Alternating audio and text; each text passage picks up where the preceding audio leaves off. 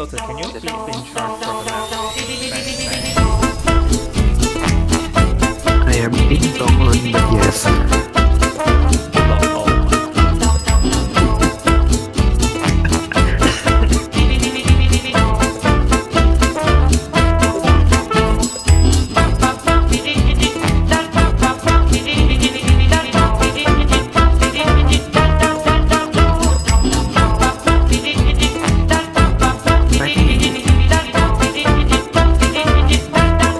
Yeah, Sosa, I think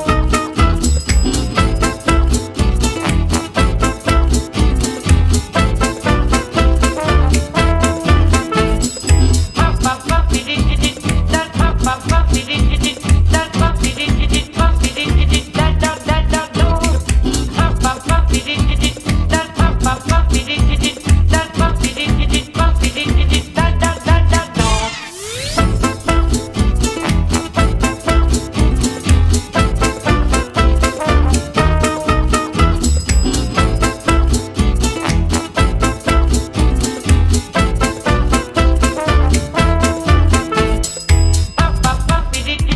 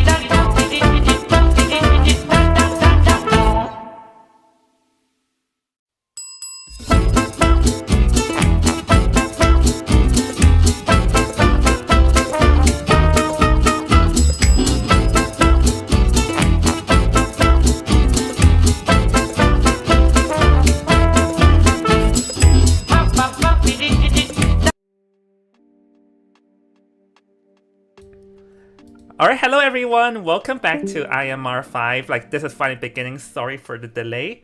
I am your caster, Invisible Joan, and joined by me is, want to introduce yourself? NX. NX, just one question here. How on earth are you still alive and you're not being fired? It's been so long. I think I'm just a survivor, man, at this point. Or maybe dead already. Yeah, I wanted to fire you since chapter 3 and yet you still stay alive till now. I have no clue how did you do this. But, yep, this is NX and the two of us are going to bring you more IMR chapter 5 action. So, yeah, sorry for the delay, and while we're at it, I'm just gonna flex a bit of the background. Thank you, Fluffy, for drawing me it. And while we're in it, are you excited for the matches today, NX? Yeah, I'm actually looking forward to the matches. Currently, for the first match, from what I hear, we're having Team VC versus Team SG. Yep, because we actually held a group stage off camera, and VC and SG are the first places of the group respectively, so they're in the upper brackets of this tournament. So while we're at it, I'm going to jump into the introduction here, as you can see on the screen. So we have Kahari, Cheese, Stalker, and this guy submitted Chinese, 飞到九亩中, Benno, and Autumn for Team Vacuity, and for Team SG, we're going to be having Shadow, Kitty, Crit, Doma, Carviru, and Terra. And just saying Doma is my new favorite player because his hunter is Wu Chan. Of course, your favorite, your main. Yeah, he's now my favorite. So we're gonna be moving on to the brackets here. So my bad, NX, I should have shared screen with you. I'll do it next game. Anyways, we are seeing here that this is how the bracket works. VC versus SG and ATG versus HT today, they're at the upper bracket because they are the first place in the group stage off camera, while the other 4 teams are the lowest bracket because they're the second place. And moving on to today's schedule, want to do the introduction, and next on what are we playing, what teams are playing today? So for today, the teams that will be playing will be VC versus SG for the first match, while for the second match, it will be Team Hetian, which is HT, versus Team ATG. Yeah, Team Hetian, and I'm just saying, I love Team HT's logo. Team SG's logo looks quite cool. Team HT's logo. Oh, HT, it's cute! Yeah, of course it is. Of course it's cute, course. So that's why I like it. Wait, hold on. So I'm going to move back to caster screen. So yeah, and oh, by the way, NX, just a nice profile picture, haha. Thank you. The most randomized profile picture to have ever picked. Wait a second. Yeah, hold on, I'm just contacting Night Tao. So yeah, we're currently waiting on the band picks here. Or we're gonna be entering the in-game bands. While we're at it, I've received news. Wait. Waiting.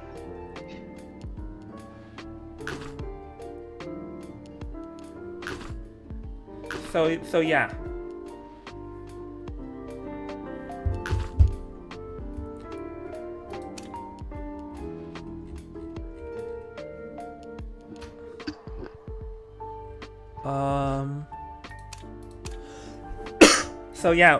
So sorry about that, as I was preparing something, so...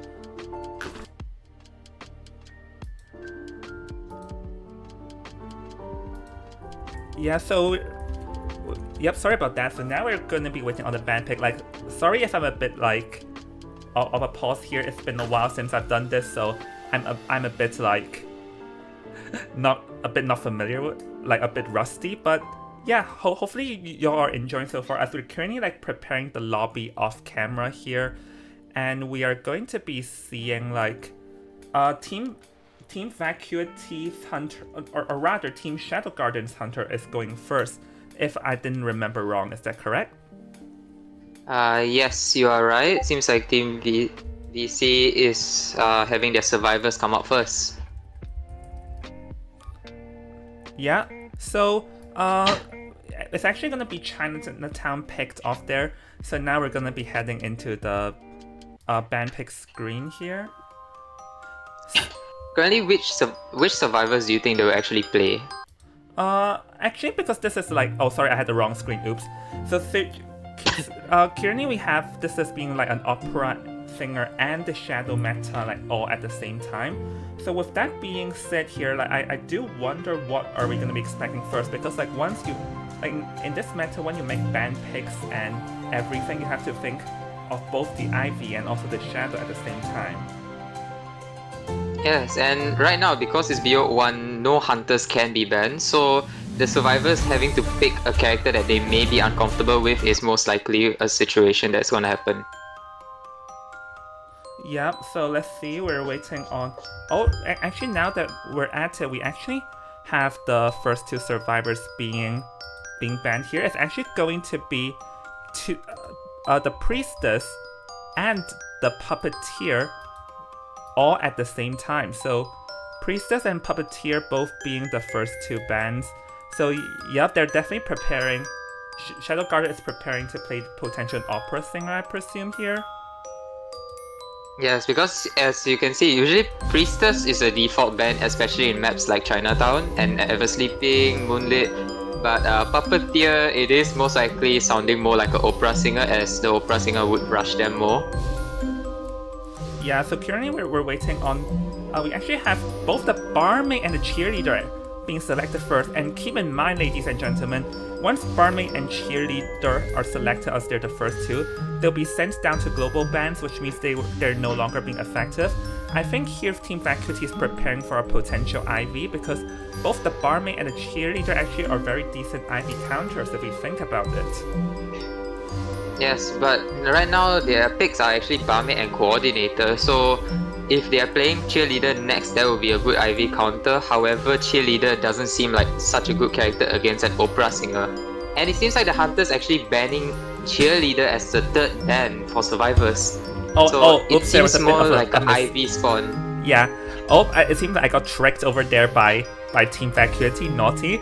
So it's actually the coordinator being the second pick here and cheerleader being the third ban.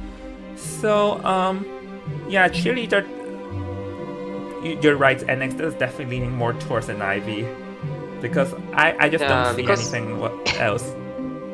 I don't see an opera singer banning cheerleader, as cheerleader usually, although she speeds up, opera singer can just catch up within seconds. And as you can see, the survivors are actually picking a double rescue setup, although coordinator can be still considered a non-rescuer character. So we see a mercenary, coordinator, barmaid so far, while the hunter is gonna be banning their fourth survivor. Yeah, so actually mercenary, like as you mentioned, that they are going to be needing like a survivor, or rather like a rescuer, so that's why Merc is picked here. So we are waiting for it's actually, they're hovering around, and I think they're gonna be banning the psychologist. Yep, locked in. Psycho last ban, so I think this is more or less leaning towards an IV approach, maybe. So yep, I'm looking for, because Doma is the hunter, so I presume Doma will be playing the IV here. Yes, and we can see the survivors picking their fourth character. From the looks of it so far, hasn't been selected yet. Oh, yeah, they are changing it. Looks like an acrobat. So an acrobat, mercenary, coordinator, and barmaid against a potential IV.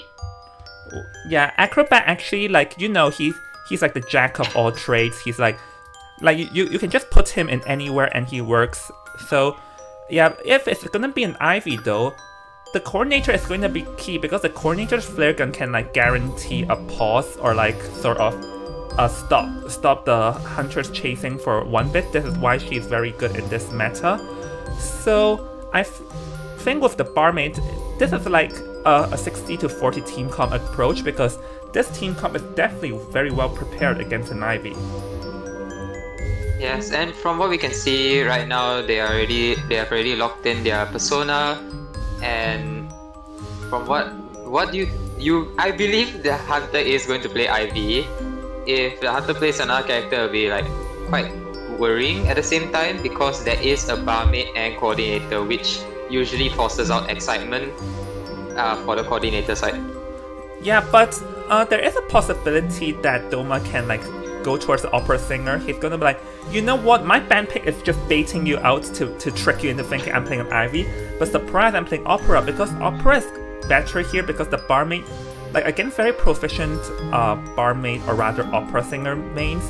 The barmaid would be very hard to like get her Dublin wine out in time, just because the opera singer just have like very high mobility. But nope, looks like it has exactly been what we have been talking all along, and next of the shadow is going to be selected from Doma's side. Yes, and we can see the shadows picking their persona tree as a harasser this time. So a shadow harasser for the hunter side. Yep, who knows? Harasser. Well, yeah, because like for those of you who don't know, we actually get to see the persona's name. And oh, I like Kahari's persona name. It's called Custom with a O rather than a U. And Acrobat's persona being a new persona. Yeah, we get to see like a lot of things that y'all can see off camera. So, sorry, while we're at it, I'm gonna swap into the in-game. So we're going to be seeing the spawn selections over here. Stalker is going to be taking the center, Acrobat at the bottom, Barmaid at the right bottom, and Autumn Boy is going to be taking the top here. Oh, actually, yeah. Actually, it's quite a default spawn against hunters. Normally hunters would spawn to the right side of the mercenary, but there is chances where the hunter would spawn on the left side to actually pressure more people. Yep, who knows? So we are going to be like waiting on, but Ivy opts for a different approach. I thought he would spawn at the right just so, because over there he can sort of like leech around. Oh, never mind. This is just like a trick bait situation. If you're gonna be spawning towards the left, she's probably gonna send her leech down towards the right, and then her main body around the center to just hover around. But with her leech at the right, then this guarantees that she can leech like multiple survivors at the same time. Yes, doing this does allow her for map pressure, as the main body will be distracting the mercenary from decoding and potentially even the acrobat. And then while the hunter's leech is actually chasing down maybe the coordinator or barmaid, this pressures the ciphers by quite a few percentage already. So this might be a long game. Yeah, I mean, this is sort of what you expect from an Ivy, because an Ivy can like leech around, drop her ostracons near the ciphers, and that is going to delay the cipher progress massively. So this is honestly what we would expect when we're playing an Ivy match or watching an Ivy match. With that, this is going to be like the very first match of Chapter 5 IMR. I'm your caster, Invisible Joan. Joined by me is the lovely NX, and we'll see you and we're very excited here. Are you? Yes, quite excited to see SG versus VC. Yep, we're gonna be heading into the game now. Sorry if things are like not smooth. This is, as I said, this is like I haven't done this in a while, so I'm a little bit rusty, but. Oh, we're gonna be heading into the game now. Ivy gonna drop the leech here, just going to wander around, like, you know, patrolling around, trying to find like a good early game target and try to find someone to leech here. Yep, currently the main body is actually near the acrobat and actually going upstairs to go after the acrobat, while the leech is still going towards the hotel side to try and spot someone in between the area. Actually, right off the bat, we can see that this Ivy had a different approach, because normally we see that the Ivy would instantly use her leech to try and like find someone and leech them early, but instead he opted to like have her main body pressure the acrobat early game. But now it's going to commit to this barmaid who has already 56 corruption level on her, but that is still like an acceptable range for Chief, because that means that she will not get like hit to 100 even though if she gets sprayed by Ivy's leech here. Yes, but we also have to take note that the hunter does have a few more seconds to a potential blink being ready. Getting hit and drinking already, but right now, even if she pushes down the pallet, which she will, hunter still has the blink ready, which the hunter might use in a while to try and stop her bottle healing. Yeah, I actually wanted to just mention the fact that I like how the Ivy just like got the scare in very high above and managed to scare the barmaid to 100 corruption all the way from 2-story. A pretty nice move. And Ivy is gonna go wander around, try and drop her leech onto another cipher. But the issue now is that she sort of lost track of the barmaid after the barmaid got regen, and because she leeched on the merc who can't do much, she has to change the target once again. So currently the Ivy can't exactly commit herself to a target nor bring anyone's health down, which is bad for like the shadow players. Yes, and from the looks of it, it seems like the Hunter's actually panicking a little, because not being able to hit the Acrobat, having the Barmaid also heal up and even get a new Dovlin bottle, while Mercenary still taking over a Cypher. I believe the Hunter right now is just pressuring all the Cyphers out of panic. Yeah, I think it's more of the fact that that the Hunter can't exactly come in. Oh, goes for a blinking Terror Shock, but miscalculated that. So with that misblink, this is going to add salt to the wounds even further, because now Autumn is just very safe, currently not in danger at all. But he does get the hit in 93 corruption level, which is not ideal, because now can get the scare to hit 100, and down goes the Acrobat, so a bit of a mishap there. But look at the Cypher progress, NX. This is already talking about 3.5 Cyphers. Cypher progress is already quite high, but if you notice, Hunter actually brought Insolence to actually bring out a max presence as the first chair. So having first chair as max presence is quite good. However, they do have a Mercenary which can tank up to 3 hits, and even a Coordinator that can shoot her just in case. Yeah, so there's just way too many things that survivors can do. The only thing Ivy can really do is to either try and gain something from the camp or just pressure Cyphers non-stop. But here it doesn't seem like the camp will be possible, because the Merc can just safely stand out of like Ostracon range here. Goes for the hit there, not being able to gain any Terror Shocks or double down. So the Shadow's gonna go all out, because she knows that she cannot commit to the Barmaid, or else the Cyphers would be enough. So now going to go after the Barmaid, but teleports to the wrong Ostracon here. So talk about adding even more salt to the wounds. I believe the Hunter's actually panicking right now, because there is just one Cypher left. Acrobat's only been chat once, and the 2 survivors are just currently healing up in front of the Hunter's face. Mercenary taking a drink and being able to dodge a hit. Oh, block. Barmaid tanking the hit for the Mercenary for him to heal up. So Merc currently has nothing, Barmaid also has nothing, but right now Mercenary should be able to heal up just in time. Meanwhile, Coordinator and Acrobat are doing the last Cypher in middle. Yeah, and here's the thing, even if the Shadow chooses to go back to harass the Cypher at the center, and like, got the hit here, but yes, even if he managed to get the hit and harass the Cyphers, the survivors can just easily start a new one, and at this point I think they're just going to pop it, because the Hunter's not pressuring anyone, but they actually have to pop, because allowing the Hunter to teleport here is kind of dangerous.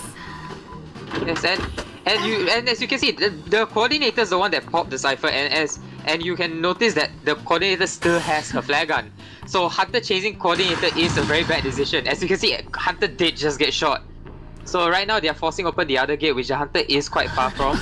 And the other gate is already more than 80%, which they can open in time and have a 3 escape already. Yeah, the Hunter teleporting back, I don't know if that's the best decision, because I feel like he would have a better chance if he just stay committed to the Coordinator, because now this leaves the door open for the Coordinator to pop over the gate at the other side, because this Shadow just cannot commit herself to a target, so this is not even a free man here, NX. This is a full 4-man escape for Team VC. Oh my goodness.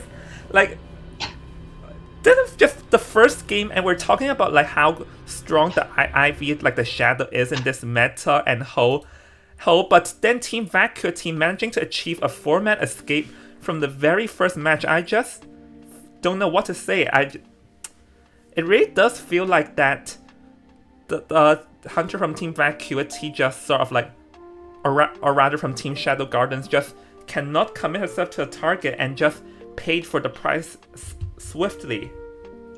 Yeah, it was quite unfortunate, because the Hunter did have a little slow start. The start was promising, as they were pressuring the Acrobat and also planning to pressure Barmaid, but I believe because of Barmaid's speed boost and the Hunter losing the Barmaid, as well as accidentally like trying to change target and end up going to a Mercenary and then an Acrobat, is wasting time. And because wasting time, then that's where the Cypher Rush comes in.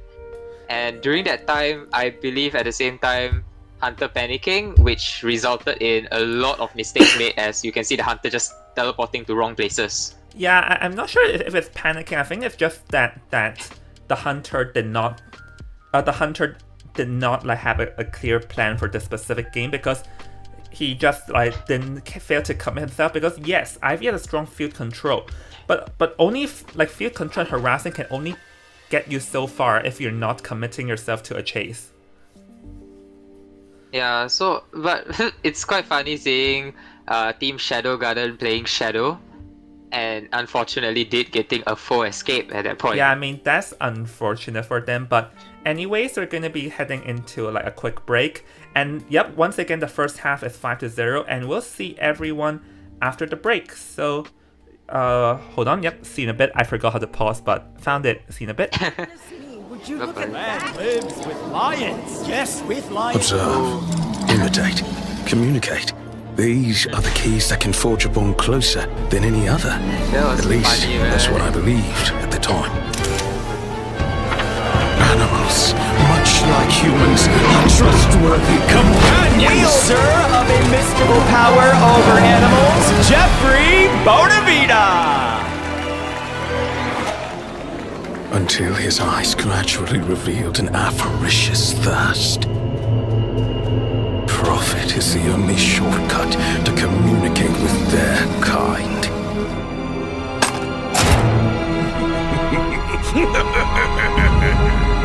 Observe, imitate, strike! Under the cloak of night, the prey becomes the hunter!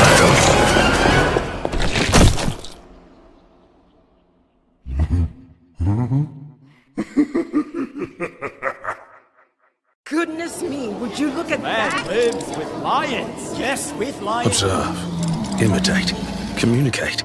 These are the keys that can forge a bond closer than any other. At least, that's what I believed at the time. Animals, much like humans, are trustworthy companions. Wielder of a mystical power over animals, Jeffrey Bonavita. Until his eyes gradually revealed an avaricious thirst. Profit is the only shortcut to communicate with their kind.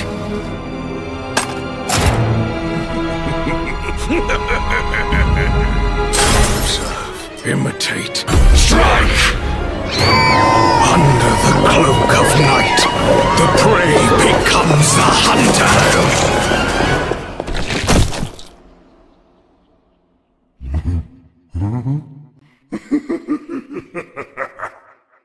Goodness me, would you look at man lives with lions? Yes, with lions. Observe, imitate, communicate. These are the keys that can forge a bond closer than any other. At least, that's what I believed at the time. Animals, much like humans, are trustworthy companions. Wielder of a mystical power over animals, Jeffrey Bonavita. Until his eyes gradually revealed an avaricious thirst. Profit is the only shortcut to communicate with their kind.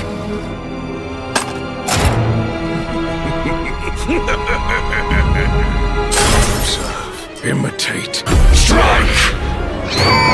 Under the cloak of night, the prey becomes the hunter!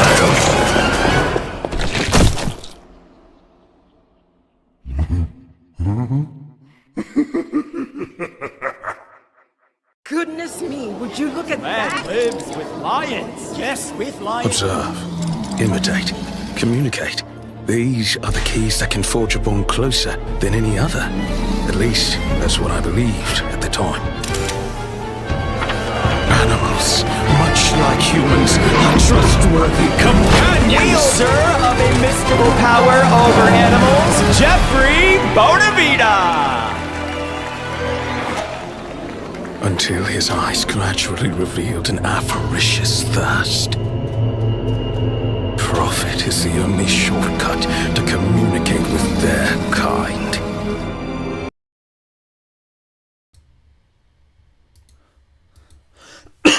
All right. Sorry for coughing again. I have throat allergies in this time of the month. But anyways, ladies and gentlemen, we're back with more IMR action. So, wait. Joined by me is the second half. So, yeah. Before we're going to be heading, I forgot the BGM. But before we're gonna head into it, so let me quickly just have a quick recap of the results at the last round. The last round The result of the last round is that it's a 5-0 as Team VC manages to get a stunning 4-man escape in just a BO1. And honestly, I'm just like, the first match of Chapter 5 ends in the 4 escape. Oh my goodness, NX. Yeah, and right now we have to pray that the second half, Team Shadow is actually going to be able to redeem themselves and at least get another 4-man escape. Or if they can, then get a 3-man escape and pray that their round 2 is even better. Yeah, because honestly, like a 4-man escape in the first half is honestly like actually very bad, because like hunters normally don't get 4 escaped too much, and getting a 4-man escape means that the pressure's on the survivors to get 4-man to tie this round, but it's very hard because as I mentioned, normally 4-man escape is very uncommon. Yeah, and for this first half of the round, having them get a 4-man escape is already quite a big game changer, because having it as a 5 points straight away off the bat, it's going to be hard for Team Shadow's survivor side to actually get that kind of same scoring. Yeah, so I reckon the best plan for Team Shadow Garden Survivor is to try and get a tie or 3-man escape, just so like their points don't get extended by too much. But while we're at it, they're already at their band picks. Yeah. My bad. I think I need to figure out how to fix the screens. So, anyways, yeah. Sorry about this. I'll figure it out by the next band. But while we're at it, so we are going to be seeing the bans are happening very fast though. Want to talk about verbally while I fix the screen? Sure. So right now, the Hunter has decided to ban the default, Seer, and Priestess for every normal rank match, double ban. And the survivors have decided to pick Magician and Cheerleader for their first 2 survivor picks. Yeah, so I'm going to just show on the screen. And yeah, I apologize about this. I promise I'll get it more prepared by the next match. But Mage and Cheerleader being banned, I reckon this might be an Ivy, because Ivy also like does not like these two. Because the Magician's wands can sort of like kick the Ivy off.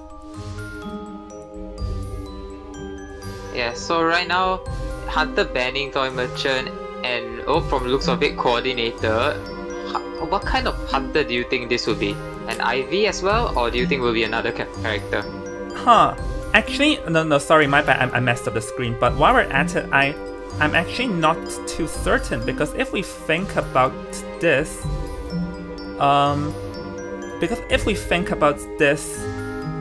the bans, I'm not sure, but I'll say that Team Shadow Gardens are preparing against an Ivy. That is what I'm certain about. Well, from the looks of it, they are preparing for an Ivy, but if an Oprah does come out, it does not look promising for them. As you can see, they have a Cheerleader and a Psychologist, 2 characters with abilities that the Opera Singer just casually counters. Exactly, but if he wants to play an Opera Singer, does he need the Toy Merchant ban, or he's just like trying to trick the survivors into doing stuff again? Like, I'm gonna trick you into thinking I'm playing Ivy, but the price of Opera Singer. Yeah, go ahead. Sorry. From the looks of it, yeah. I feel like the most likely situation would be to actually pick an Opera Singer, because Opera Singer is good against Psychologist and even Cheerleader. However, Magician does get countered to an extent by an Ivy. Well, I'm done fixing the screen now, so yeah, I apologize once again. I promise this will be fixed next time. So, right now, their Hunter 1000, Mother 1000 here is going to be... there you have it. We are going to be seeing the Opera Singer, ladies and gentlemen. So, yep, this is exactly the thing that we've all talked about. Seeing an Opera Singer with... and we can see Cheerleader bringing a Painter build instead. And I can't really read the other builds. It's all in Chinese. Haha, someone cannot read Chinese. 我不知道. Okay.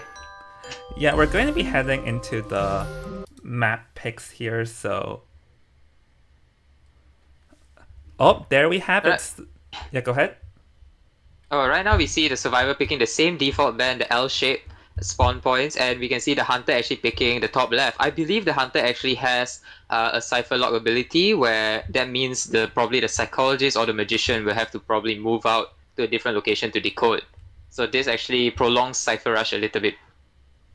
Yeah, so the psychologists definitely have to move up, but honestly, I wanted to talk about this. I really feel like this is a bad comp against the opera singer, because in theory the opera singer can run over this team. In theory. Yeah, especially with the opera singer spawning right beside the cheerleader of all people. Cheerleader, although she does have the speed boost, opera singer just counters it with her own speed boost. So this might seem like a very dangerous situation for Team SG. Yeah, if it's going to be sort of a situation like this, oh, you can speed up? Sorry, I also can speed up. A speed up for a speed up. Yep, surprise. Surprise, I can also speed up. We both can. So, yeah, we're going to be heading into the game real soon. So, yep, this is your caster, Invisible Jong and Enix, and we're going to be bringing you more IVA, or sorry, no, that's not IVA, IMR action. Oh. Oops, sorry, I got too used to that. Welcome to IVA. Bringing you to more IMR action, and remember, Team Vacuity here, ideally they want to achieve a 4-man escape, or if not, at least a 3-man, just so that they won't get exceeded by points too much. From what we can see, this match is about to start, and opera singer will be already going towards the cheerleader. But not being able to spot the cheerleader is one thing. The cheerleader is able to actually rotate all the way back in a circle. Yep, so let's see, but currently we can see that Towson here not being able to find someone so far, like the psychologist rotated up, as you say, as now he's going to be slowly approaching the cheerleader.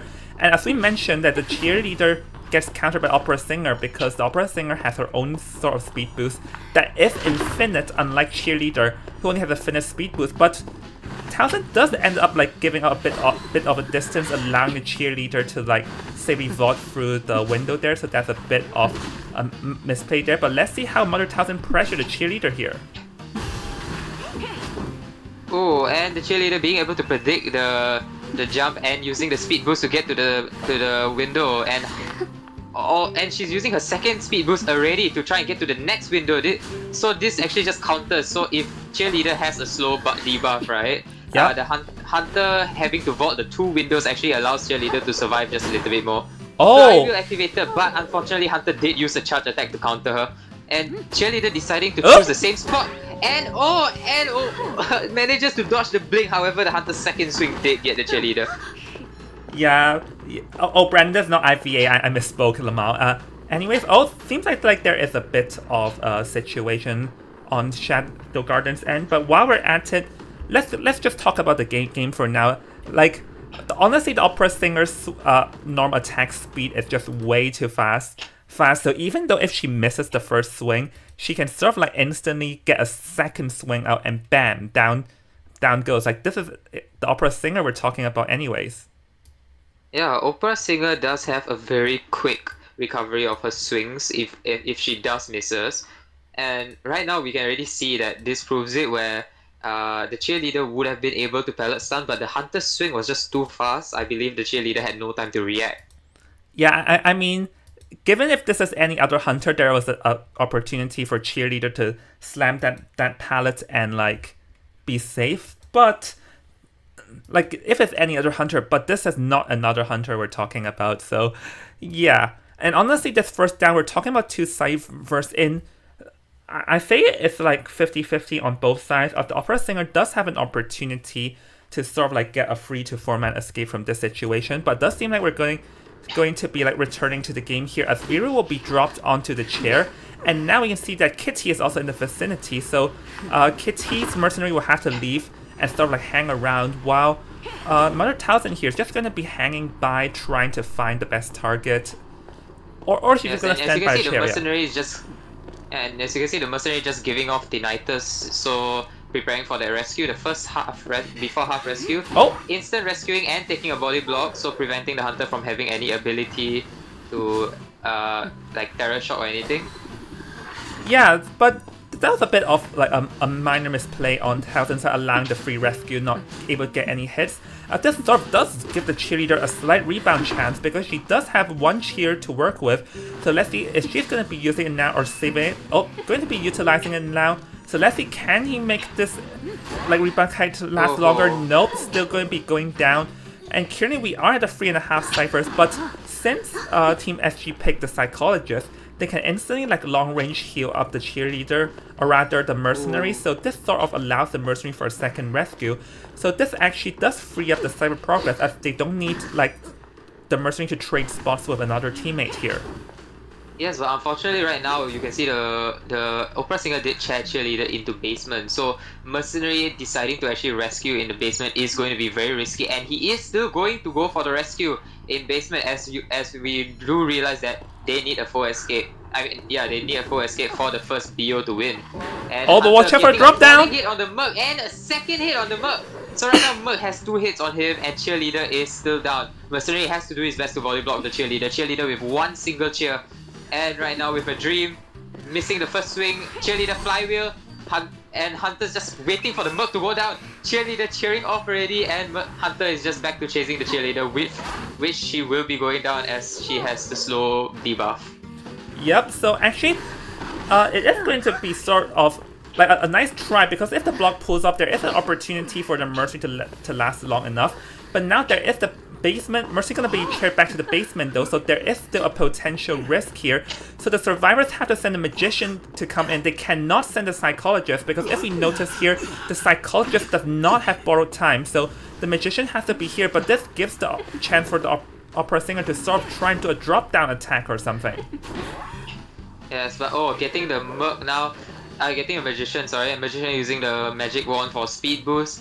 And right now, the Hunter knows that the Cypher is prime, so he's going to be hitting the Mercenary first, so that the Mercenary doesn't have a full HP buff.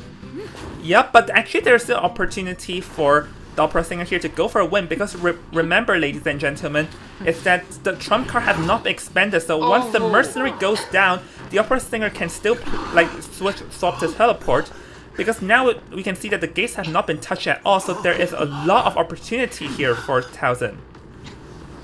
Yes, and from looks of it, yep, Hunter will be teleporting straight to the Psychologist, and Psychologist using a flywheel and managing to avoid getting down. Magician will be definitely going back to the Mercenary to rescue him. So right now, it does seem back to a draw scenario, especially if Psychologist is able to kite just a little bit longer.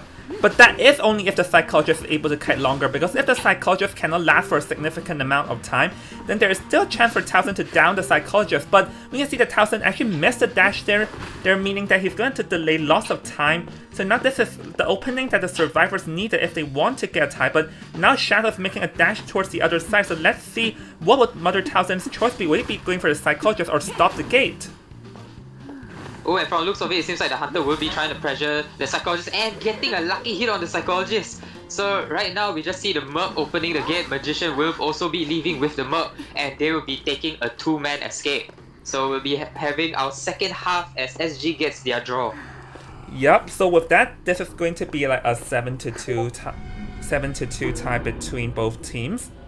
So it's a 7-2, so Team VC are currently ahead now. But just a look at the statistics here. The cheerleader 103 seconds. Mercenary, Psychologist, and Magician all decoded and just played their part. So it was just like a standard drawing game here, as the Opera Singer never utilized the field control, had a chance to utilize the field control. Yeah, and from the comments, I see Dazuki typing, "Let me guess, stomachache," as I think we both know the internal things.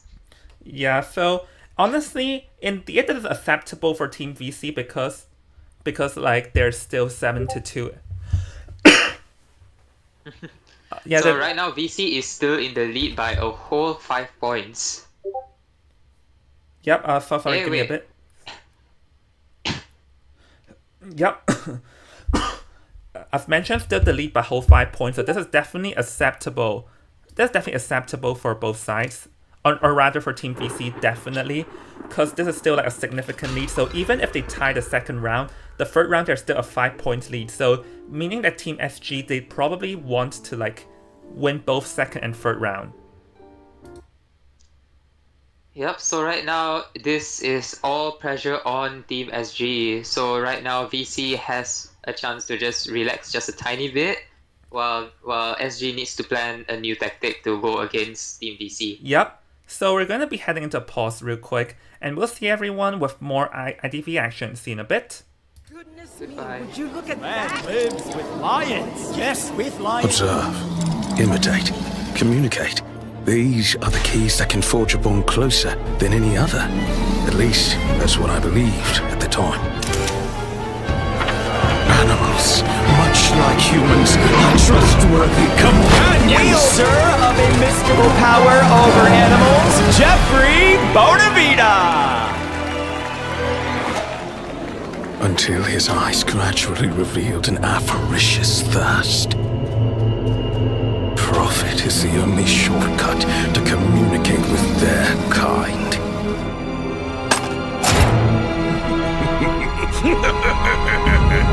Observe, imitate, strike! Under the cloak of night, the prey becomes the hunter!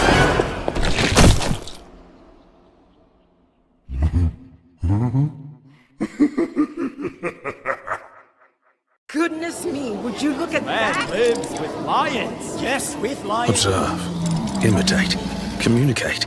These are the keys that can forge a bond closer than any other. At least, that's what I believed at the time.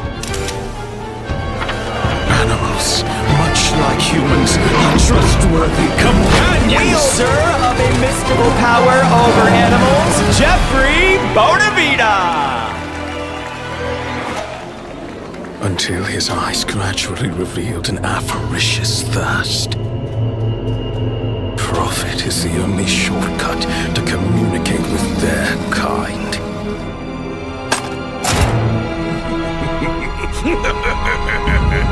Observe, imitate, strike!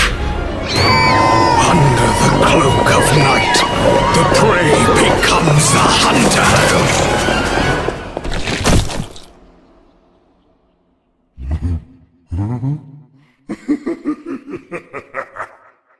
Goodness me, would you look at Man that? lives with lions. Yes, with lions. Observe, imitate, communicate.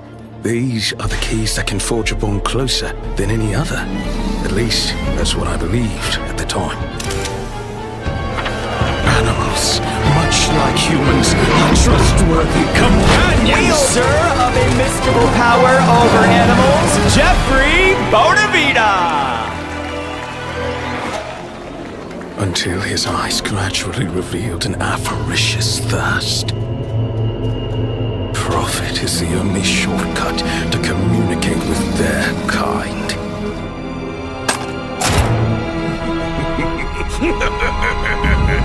Observe, imitate, strike! Under the cloak of night, the prey becomes the hunter!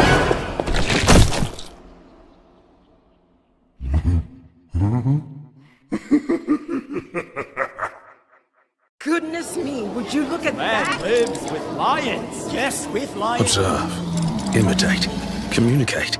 These are the keys that can forge a bond closer than any other. At least, that's what I believed at the time. Animals, much like humans, are trustworthy companions. Wielder of a mystical power over animals, Jeffrey Bonavita.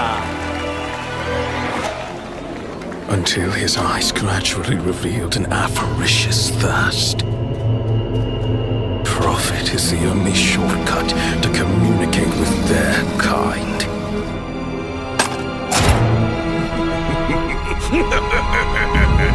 Observe, imitate, strike! Under the cloak of night, the prey becomes the hunter!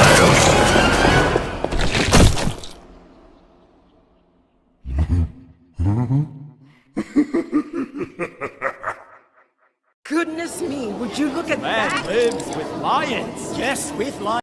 Welcome to the Aquatic Games! Let's give a big round of applause to the host. I'm of this holding event, this event to honor the tradition of the flame and fulfill our family's mission. But all the glory on the field has turned into a distant memory, while reality is drowning in the abyss. The flame is on the verge of extinguishing. In order for the ceremony to proceed as planned, I chose to listen to the guidance of my ancestors in the faint light of the flame. But the journey is long, and I fear. Go! Okay.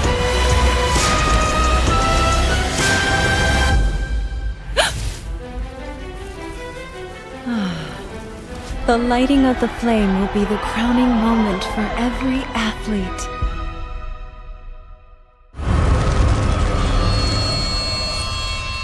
Welcome to the Aquatic Games! Let's...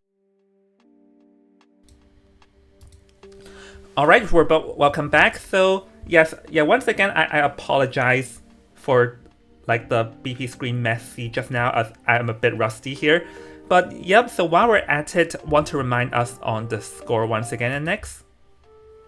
Yes, currently VC is ahead of SG with the scores going for 7 points for Team VC and 2 points for Team SG. So currently VC is having a advantage here. Yeah, a 7-2 advantage, which is sort of like a lot, as I mentioned, because if this round ends in a tie, then VC will still move on to round 3 with a 7-2 lead. So ideally for Team VC, they probably want to have like win both round 2 and round 3. And next?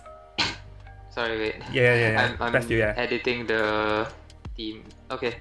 Oh. Yeah. For those of you, because like I sort of have a family like cough around this time of the year, so yeah. Yeah, but thank you very much, Dazuki. We will. So I'm gonna ask Night Owl to invite me.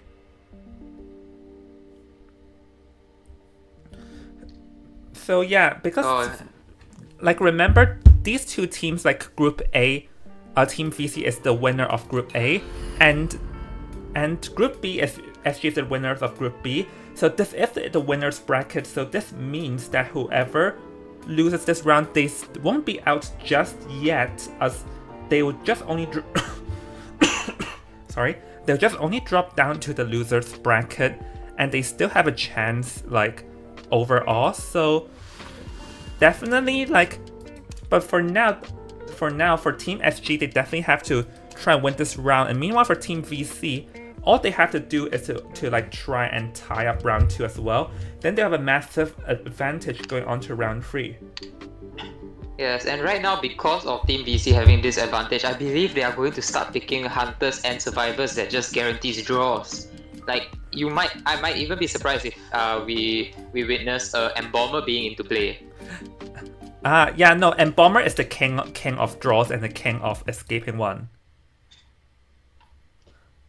Which is what? Oops, sorry. Which? Okay. I had the wrong screen on. Oops. Oh. Yep. So we're going to be heading on to the band picks, and yes, I believe this time I finally set everything up properly. And so we can see that the coordinator and the barmaid are already in the perma bands for Team Vacuity side. So now we're going to be seeing what they're going to be selecting, and oh, would you look at this? What are we seeing here, NX? No, because from what we are informed, currently the hunter is SG Carl, and SG Carl in other tournaments which I also participated in back then, he used to play Smiley Face as his biggest main. So them blocking Smiley Face as one of the hunters as their only ban is actually quite like obvious, as since they know that his comfort hunter is Smiley Face. That makes sense, because now that I recall, like in the off-stream like qualifiers, the Smiley Face has also been banned during the group stage. So this means that yep, everyone knows that the Shadow, like Carl, has a Smiley Face, so they're getting rid of it. Especially because this is the Ever-Seeing town, and while Smiley is not as strong here as at Chinatown, he's still like decently strong because this is an open map. Yeah, and Ever Sleeping being an open map is a very beneficial thing, especially for a Smiley Face. However, I will not mention that one time that my team played against his smiley face. Uh-huh. But from what we can see, seems like the survivors have decided to pick Seer and Enchantress as the first two. My screen might be frozen, I'm not sure. No, yeah, it's Seer and Enchantress. Oh, and as you can see, the Hunter's actually banning Priestess as the obvious first ban, Antiquarian and Mercenary now, and it seems like the Hunter just doesn't like Harassers and a full guarantee Rescuer. Let's see, yeah. Yeah, because like Mercenary, I think this might mean that he wants to sort of play like a Camping Hunter or some sort, because Camping Hunter definitely does not like the Mercenary.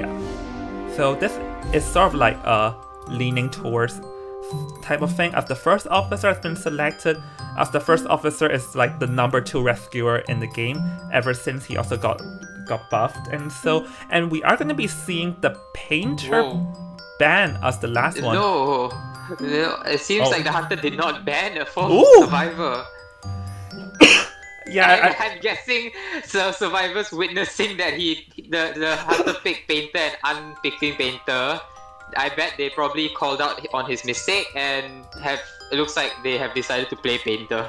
Yeah, there's a bit of a mishap on FG side as they failed to make the last ban here. So this sort of means that the Team Vacuity is like, oh, you wanted to ban Painter, but you failed to, so too bad, I'm going to do it anyway. Yes, So, and from now what we can see, Stalkers will be playing First Officer, Autumn Boy playing Enchantress, Cheese will be playing Seer, and Kyrie will be playing the Painter. No, I think there's still a... Oh, it's locked in anyways. Yeah, it's locked in. Yeah. So we are going to be seeing Restrained, New Rescuer, and we all love Kahari's costume personal. Costume, yeah. Yes, good costume. But I do wonder what is Carl going to be selecting, because if we're still talking about meta, Carl can still play the Opera Singer and also potentially the Ivy here. Maybe Opera Singer is better, I think, because the Ivy, like First Officer, can kick the Leech off, but the Ivy actually can counter the Seer though, so we have to see how this plays out. Yeah, the Seer card can actually counter this. I mean, the Ivy can actually counter the Seer and the Painter from the looks of it at the start. And Enchantress also is to an extent, because Enchantress still can stun an Opera Singer and an Ivy from distance, but Enchantress can get countered by Opera Singer from what I know. And yes, from the looks of it, it seems like the Hunter is picking an Opera Singer. Yeah, so Opera Singer here, let's see. I think the Enchantress, or rather how the Painter plays is going to be key, because the Painter, if played right, sort of like a 2 flare gun coordinator situation, but that is if played right, because you still have to look for a bit, and there is an opportunity or a potential risk that the Painter would go down without being able to get the paintings out, because the Opera Singers have mobility, so that really depends on how the Painter is going to get kite out, because I'm going to personally believe that the Painter is the key of this game. Yeah, so right now this is all up to this is all up this is all up to the Hunter to try and pressure them hard enough. And as we can see, the survivor spawn, it'll be separating the Seer with all of them while they have a nice little straight line in the middle. Yeah, but I'm not sure if that is necessarily the best move, because the Opera Singer can just easily like select somewhere very like at the left side of the map, and what that will happen is that it will lock the Seer Cypher, and the Seer is going to be forced out, and that's like a lot of Cypher progress lost early game. And in a game where like time is key, you sort of don't want that to happen. Yes, and right now you can see Opera Singer did spawn beside Enchantress, and like what I mentioned before, Enchantress can get countered very easily by an Opera Singer, because although she stuns the Opera Singer, she can still go back to her shadow form. Yeah, and also there's also Shadow Dance too, don't forget. And the other thing though is that because like the Enchantress doesn't really have much stuns early game, so this means that the Opera Singer can just like easily down her fast. Like that's the weakness of Enchantress, is that her early game is very weak when she does not have any stuns. Yes, and right now if the survivors want to have a chance in this, they will have to play in the terms of rotation, a heavy rotation that can at least gain some time for the entire team to at least decode enough cipher percentage. Yeah, how the survivors play this is going to be very crucial. And for Carl over here, he definitely have to do whatever he can to try and get like a free to format elimination, because don't forget, Team Shadow is the team falling behind right now, which means that Team Shadow will have to like throw everything, because they have ideally want to win both the second round and the third round. Yes, and from what we can see, the Hunter does have the good first start, going straight towards the Enchantress, already getting the Igniters. So Let's see what he's Enchantress going to be doing here. Going to be just like marching around even more. If they're able to find Autumn Boy's Enchantress, and as I mentioned, early game Enchantress has no stuns, so there's a potential risk. So Carl here inching closer and closer, and the Enchantress has the flywheel effect to work with, but flywheel doesn't really work too well against an opera singer though, so this might be a potential problem. Yes, and remember, if Enchantress does end up going down here, which she will be probably trying to take a tram. Yep, the tram perfectly stops here, and Enchantress will be already going for the tram from the looks of it. Stunning the Hunter off and entering the tram, trying to buy some time. And it seems like the Hunter will be... Hunter trying to enter the tram with the Enchantress, unfortunately not being able to. And as you can see, the Hunter's actually preparing for a Painter stun, as Hunter actually didn't bring Blink, but instead brought excitement. Yeah, but we do see that the Hunter baited out a watch is good, but then he accidentally like missed a shadow dash there, which is going to be a bit fatal as it wasted him some time. And now Opera Singer inching closer and closer towards the Enchantress, looking to down her fast here and able to trap her. And don't forget, there is excitement to work with, and actually, like, I feel like he should have used the excitement there though, because his shadow form has been broken by the Enchantress there, and he missed the best opportunity as now he goes for a swing. Yep, and Hunter will be using and Enchantress wasn't able to use the flywheel, unfortunately, but now she has 2 stacks, and the Seer did use his owl to try and protect the Enchantress at one point. So right now, First Officer using 1 watch, Seer using 1 owl. The only people that's able to probably harass for the next after this rescue will be Painter if he wants to. Yeah, but the question is that would they send in the Painter first or the Officer first? I think they're probably going to send in the Officer first, just because the Officer does have Tide Turner to work with here, but the Officer to watch out, because this is a bit dangerously close. Is able to get the swing and a pull off, and Enchantress does have 2 stuns with work with, so let's see, can the Enchantress last for a bit, but Opera Singer able to get a double down, which is actually beneficial if he's able to get the Enchantress down soon too. Yes, and unfortunately you see the First Officer using his next pocket watch, Hunter using excitement to counter the 1 stack, but downing Enchantress, so now it is a double down. Painter will be probably trying to go for the rescue next, as the First Officer did die beside the Seer. And right now you can see it's a very big trouble because Seer has no owls. First Officer already used up both his pocket watches, which one could have been used to rescue or harass at half HP. And now the Painter will be just trying his best to try and make it to Enchantress, or might even give Tinnitus only. And from the looks of it, it seems like the Hunter actually cut off the Painter, so Hunter knows that the Painter is the one that's actually going to rescue. Oh, tries to flywheel effect that, but not being able to, and goes for rescue, and don't think he's able to rescue too. So I feel like the Painter over there, like, if the Painter wants to just prop Tinnitus, he should have been further away, and if he wants to rescue, he should be here much closer. It seems that the Painter didn't have a clear plan of what to do there, and that was a bit fatal over there, because if he pulled off the Enchantress, there is an opportunity for them to like get the painting out. Yes, I believe that unfortunately Painter going down. I believe there may have actually been a chance where Painter could have rescued Enchantress, but when the Hunter used her ability to teleport back, I believe the Painter mistaken it for the Hunter spawning right beside the chair. However, the Hunter did mess up on the teleporting and it was quite far from the chair. Well, the First Officer has to come in with half HP now, but the Officer is still have a bit of distance, so the Officer cannot get found here. But we can see Opera Singer actually looked at the wrong way, allowing the Officer to inch closer towards the chair, because yeah, this is actually like a bit of a missed opportunity for the Opera Singer, because if he cut the Officer off there, there's a chance the Officer cannot rescue, and now he's going to be forced to go after this Painter, who still has 1 more painting to work with. Yes, and the painting being used nicely for the painter, and now as you can see, the Seer is opening a gate, but Hunter did teleport to the Seer. So right now, Seer will be kiting with no abilities whatsoever, going down as he... Actually wait, the Seer has Flywheel and Broken Windows, no borrowed time, so unfortunately didn't use his Flywheel. Yeah, definitely a bit unfortunate, but we can see that the gate is already like being massively decoded on the other side. So I reckon like this is around the same anyways. Draw. Yeah, this is going to be another tie. And honestly, a tie is acceptable for VC Survivor this time around, because now all the hunters need to do is to get a tie, then like a tie, and we'll talk about this. Even a tie is considered a win for Team VC. Oh yes, because they are already up ahead in points. Yeah, like at this point, it should be Team SG Survivor aiming for free escape next. Because if they tie, then they're going to be heading into round 3 with a 5-point defect, which is ideally not exactly what they would want. So, yeah, and honestly for this game, I feel like the Opera Singer missed the best opportunity is to stand by allowing the officer to get close to a chair.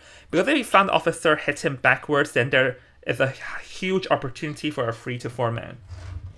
Yes, and the thing about First Officer is like, as you can see, for the first rescue, before the first rescue, First Officer already used his watch to avoid getting hit. And then for the official first rescue, First Officer didn't necessarily need to use the watch. And that watch could have been used just in case if the Opera Singer did actually camp out the chair. Because if the Opera Singer did camp out the chair and First Officer did not have a watch, he would have been down and there would have been a 3-man kill right there. Yep, exactly. So currently we're like 7-2 and 2-2. So currently SG Survivor, ideally they would want a 3-man escape, and they cannot get 3 or 4k or it will be over for them.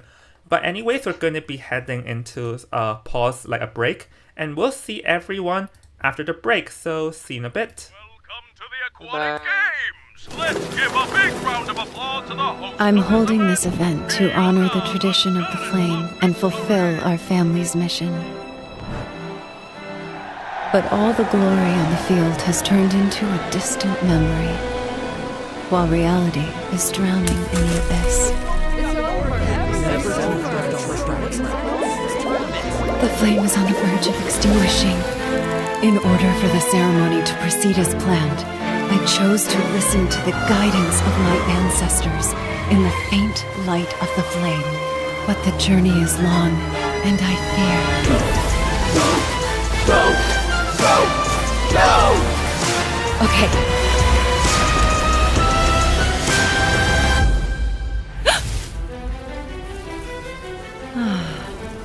The lighting of the flame will be the crowning moment for every athlete.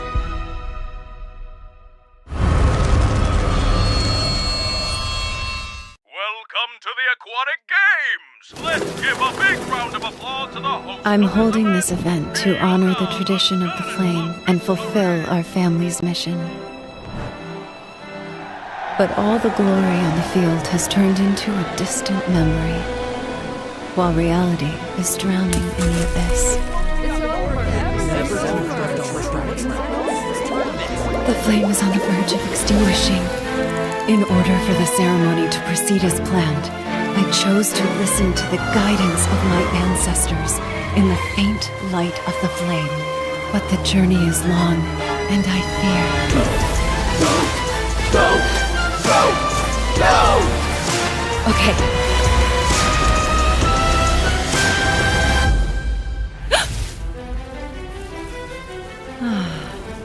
The lighting of the flame will be the crowning moment for every athlete.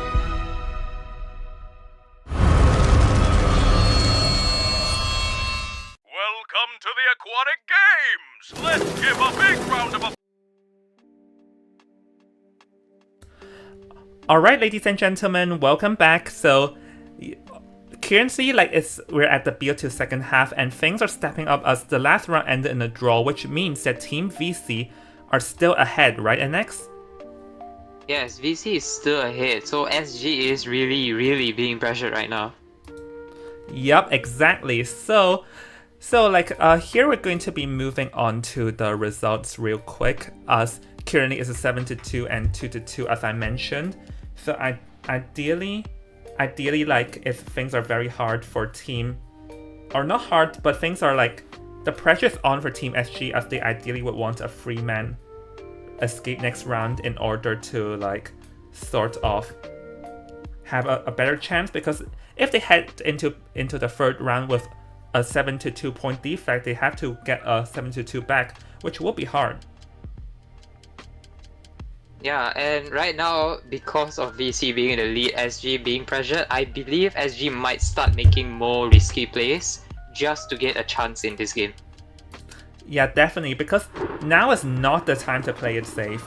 It's definitely not, because they are the ones falling behind right now. So hold on a second as I'm setting up the lobby, and let's see, invite my aught here.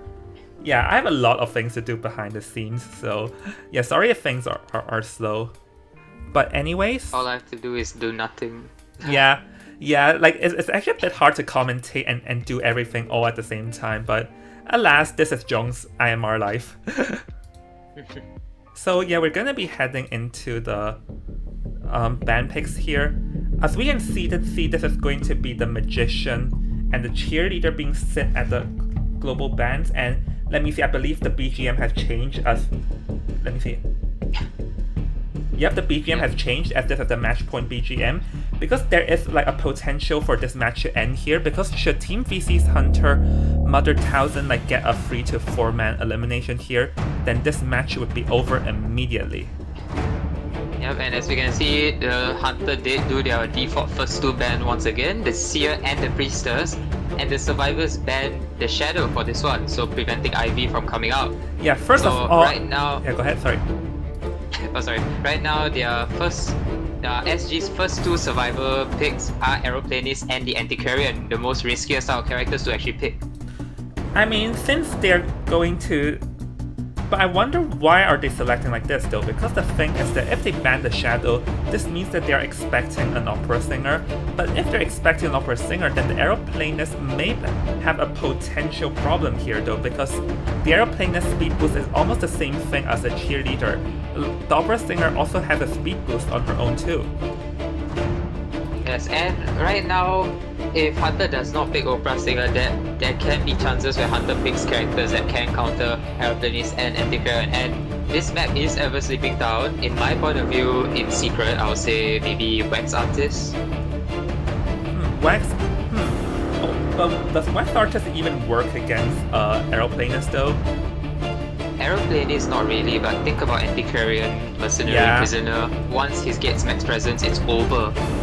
I mean, that's the thing with Wax Artist, and Wax Artist is also pretty strong at this map, but we did see that Mother 1000 is very proficient with like the opera singers. I reckon they'll probably go for it again, but Ever Sleeping Town's opera singer is not as strong as Chinatown, because there are like a couple of like empty spaces where there are no shadow areas around, so this might cause a potential problem for the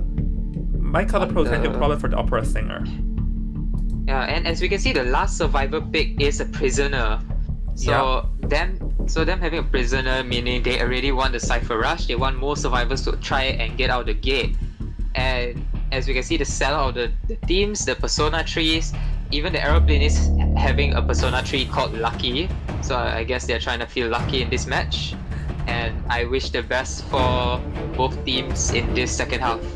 Yeah, I mean, they have to be lucky here.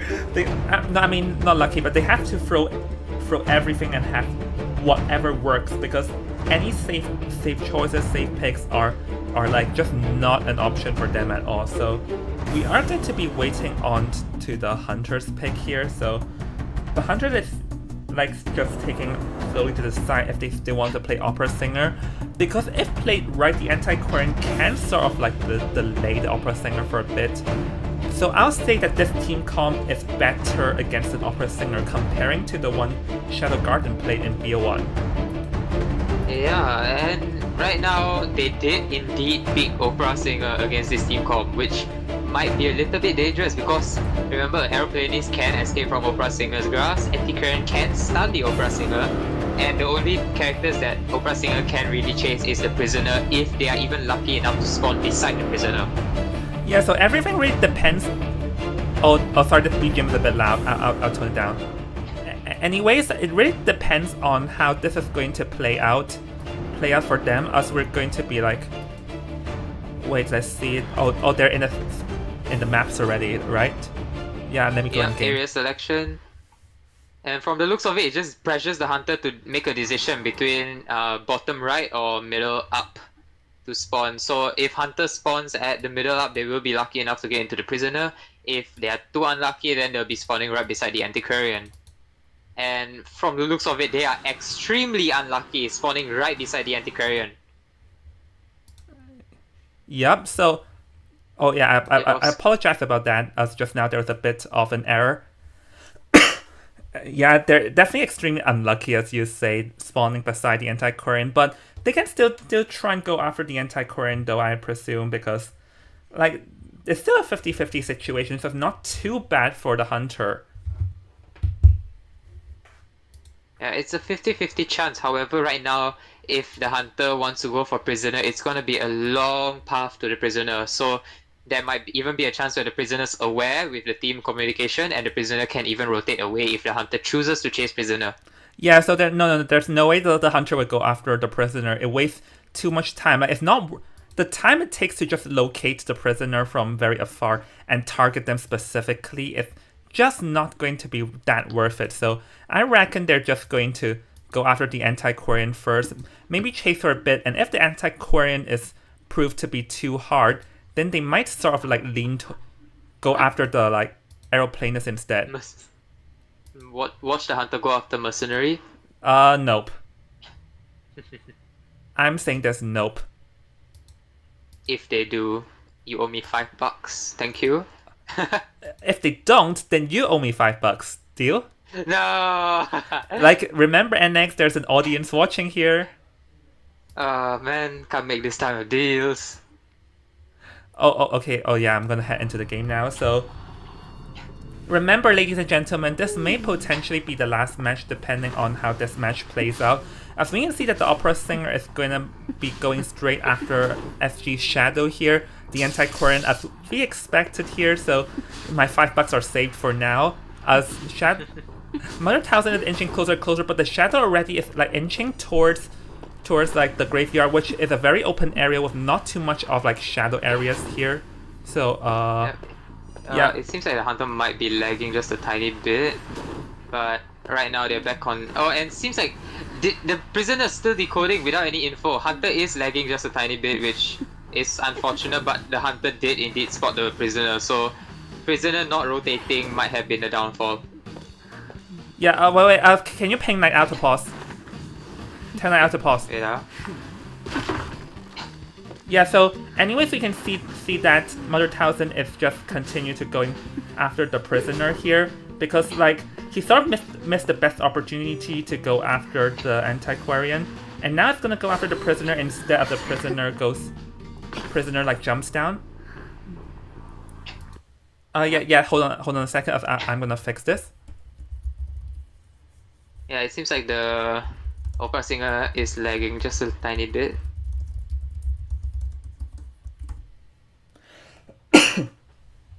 So apologies while we fix about things.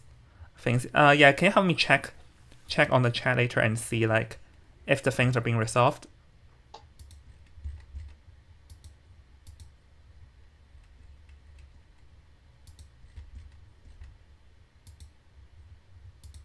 Yeah, because I actually was notified that their hunter is in a place where there's bad internet today.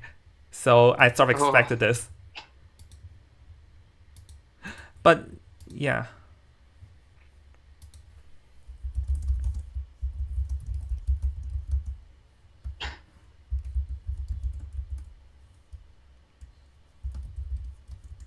Yeah, sorry, we're trying to, like, resolve this. Yeah.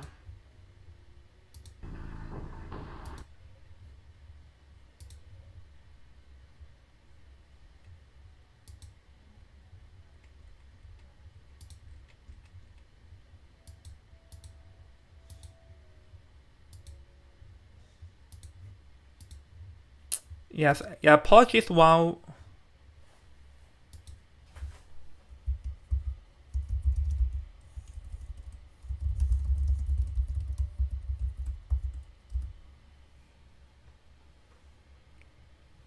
Right now, we're checking with the VC survivors. They are also uncertain about what's wrong with the hunter.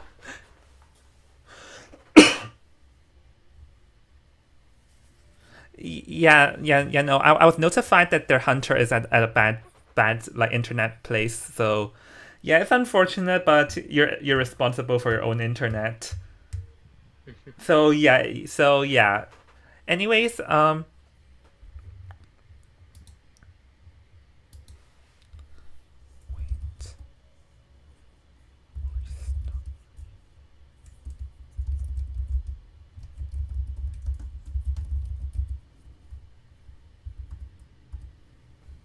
Yep, yeah, we're just communicating things off camera. As we're notified that it's continuing as Night Owl, not Night Owl, my bad. Mother Tahari here is going to be going after, and is he able to, oh my goodness, is he actually going after the mercenary? Uh-oh, the $5. Yeah, I see. It seems like the hunter's lag actually just changed the whole game because hunter seems to have just lost the mercenary as well. So losing the mercenary and the prisoner at one go. Oh, watch out! Unfortunate lag for the hunter. Yep. So anyways, we're gonna be continuing on now as Mother Tahari here is gonna go after the mercenary, but we actually saw the prisoner over there. Like I don't know if Mother Tahari saw the prisoner, but it doesn't seem like it because the prisoner is in the vicinity. So let's see what will Mother Tahari's choice be. But it seems like he's fully committed onto this mercenary because the mercenary actually does not have any elbow pads remaining, as I sort of missed that. But he missed the swing over there, like went in the wrong place. So this actually allows the mercenary to be in a safe place. Yeah, and this is all because of the hunter having a lag issue, which just causes them to lose the prisoner and the mercenary in a combination.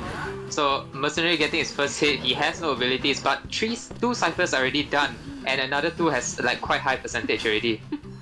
Yep, so continue going after the mercenary, but actually the one good thing though is that the mercenary is the only one with Tide Turner, so this means that whoever comes to rescue next doesn't have Tide, and there is an opportunity for Mother Tahari to sort of be like, go for like a farm and a target attack here, so there is still an opportunity for Mother Tahari here if he plays this one right, because the aeroplane cipher is also nearby too. Yeah, oh, and seems like the hunter spotted the aeroplane is being able to avoid it, and what? Jumping right beside, yep, hunter teleporting right beside aeroplane is pushing out a pallet, buying time for a nice rescue, although getting hit before. Oh, and mercenary pushing the pallet on the aeroplane for a second there. Yeah, and actually, like now it's gonna get hit on the mercenary though, but I think now the hunter probably should switch traits into teleport, because at this point of time, it's unlikely he'll get the second blink out before, the detention or endgame, so he probably should go for a teleport and try to get for a tie endgame here. Yes, and right now we can see the aeroplane is actually preparing to also rescue with the anti-current just in case. And the last cipher is actually being rushed quite fast because the survivor decoding is the prisoner. Yep, so Shadow here going to be going into rescue, gets the swing here, but yeah, it does seem like this will be a format endgame, and so at this point things are not looking too good for Mother Tahari here because like we can see that the gates are already being, like the aeroplane is standing by the gate, so here what Mother Tahari can do is very limited at this point. Yeah, and right now we can see the aeroplane is already waiting at gate. Seems like they decided to pop the cipher. Mercenary with full HP, hunter already panicking, vaulting into graveyard, where the merc just able to just buy time. And remember, aeroplane's gate is the first one being opened, meaning if merc decides to actually take a hit and go straight to the gate, it is possible. Yeah, actually this might not even be a free man at this point though, because yeah, this might be a 4-man. Yeah, because here's the issue though, is that he should have aimed towards the gate instead of going after this full health mercenary, because the thing is that the mercenary can tank a hit to what anyone else cannot. So the thing is that if you play like this would be a 4-man. So it seems like Team SG was able to get a 4-man escape, so bringing back everything from the head start from Team VC back to now a draw. Oh my goodness. So yeah, I think it's just unfortunate that with like we are notified of the internet issue, but it's unfortunate. But yeah, you're responsible for your own internet. And I think added on that the opera singer ends up chasing the mercenary out of all people, which is not the best idea, especially because the mercenary can sort of like tank a hit endgame, because if you chase anyone else, you get hit, they still go down, and this would still be like a 3-man escape. And if it's a 3-man escape, Team SG, or rather Team VC, would still be ahead. But now it's going to bring everything back to square one. Yes, and remember, right now, because Merc did decide for the Cypher to actually pop when he's still half HP, and this allowed him to bring back to full HP, the Hunter should have noticed that someone was at Graveyard Gate, opening the gate right there, which allowed for the Merc to actually just buy time and even get out the gate in time. Yeah, so I feel like towards the end game, he sort of made like the wrong decision there, aiming the Merc and then hard targeting the Merc, because if he just rushed the gate, he could have gotten someone down and this would just be a 3-man at max. But anyways, we're going to be heading into a quick pause and we'll see everyone after the break. See you in a bit. Welcome to the Aquatic Games! Let's give a big round of applause to the host. I'm holding this event to honor the tradition of the flame and fulfill our family's mission. But all the glory on the field has turned into a distant memory, while reality is drowning in the abyss. The flame is on the verge of extinguishing. In order for the ceremony to proceed as planned, I chose to listen to the guidance of my ancestors in the faint light of the flame. But the journey is long, and I fear. No! Okay.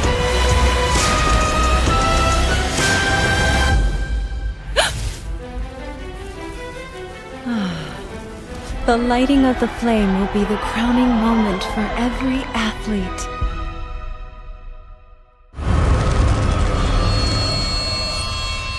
Welcome to the Aquatic Games! Let's give a big round of applause to the host. I'm holding this event to honor the tradition of the flame and fulfill our family's mission. But all the glory on the field has turned into a distant memory, while reality is drowning in the abyss. The flame is on the verge of extinguishing. In order for the ceremony to proceed as planned, I chose to listen to the guidance of my ancestors in the faint light of the flame. But the journey is long, and I fear. No! Okay.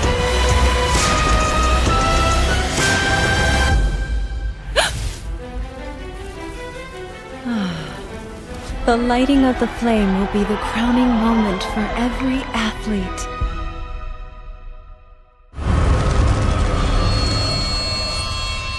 Welcome to the Aquatic Games! Let's give a big round of applause to the host. I'm holding this event to honor the tradition of the flame and fulfill our family's mission.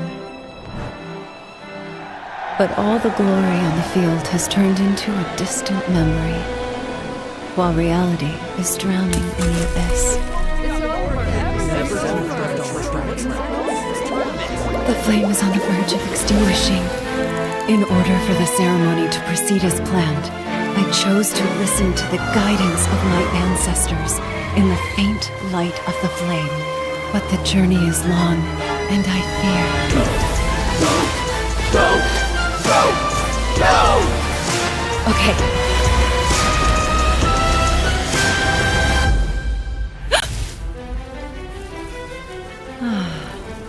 The lighting of the flame will be the crowning moment for every athlete.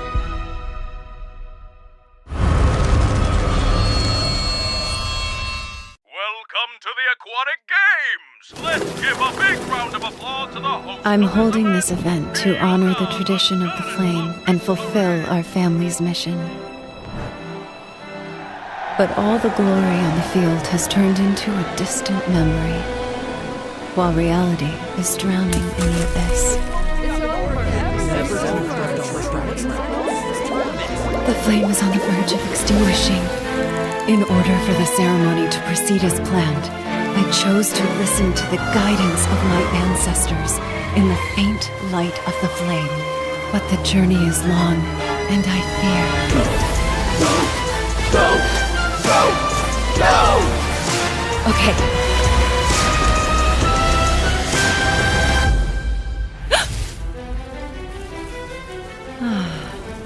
The lighting of the flame will be the crowning moment for every athlete.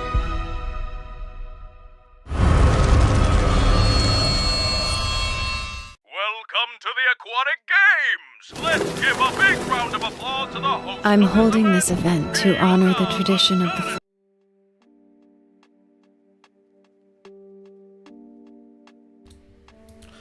Alright, ladies and gentlemen, we're back. So, yep, sorry about the delay. Oh.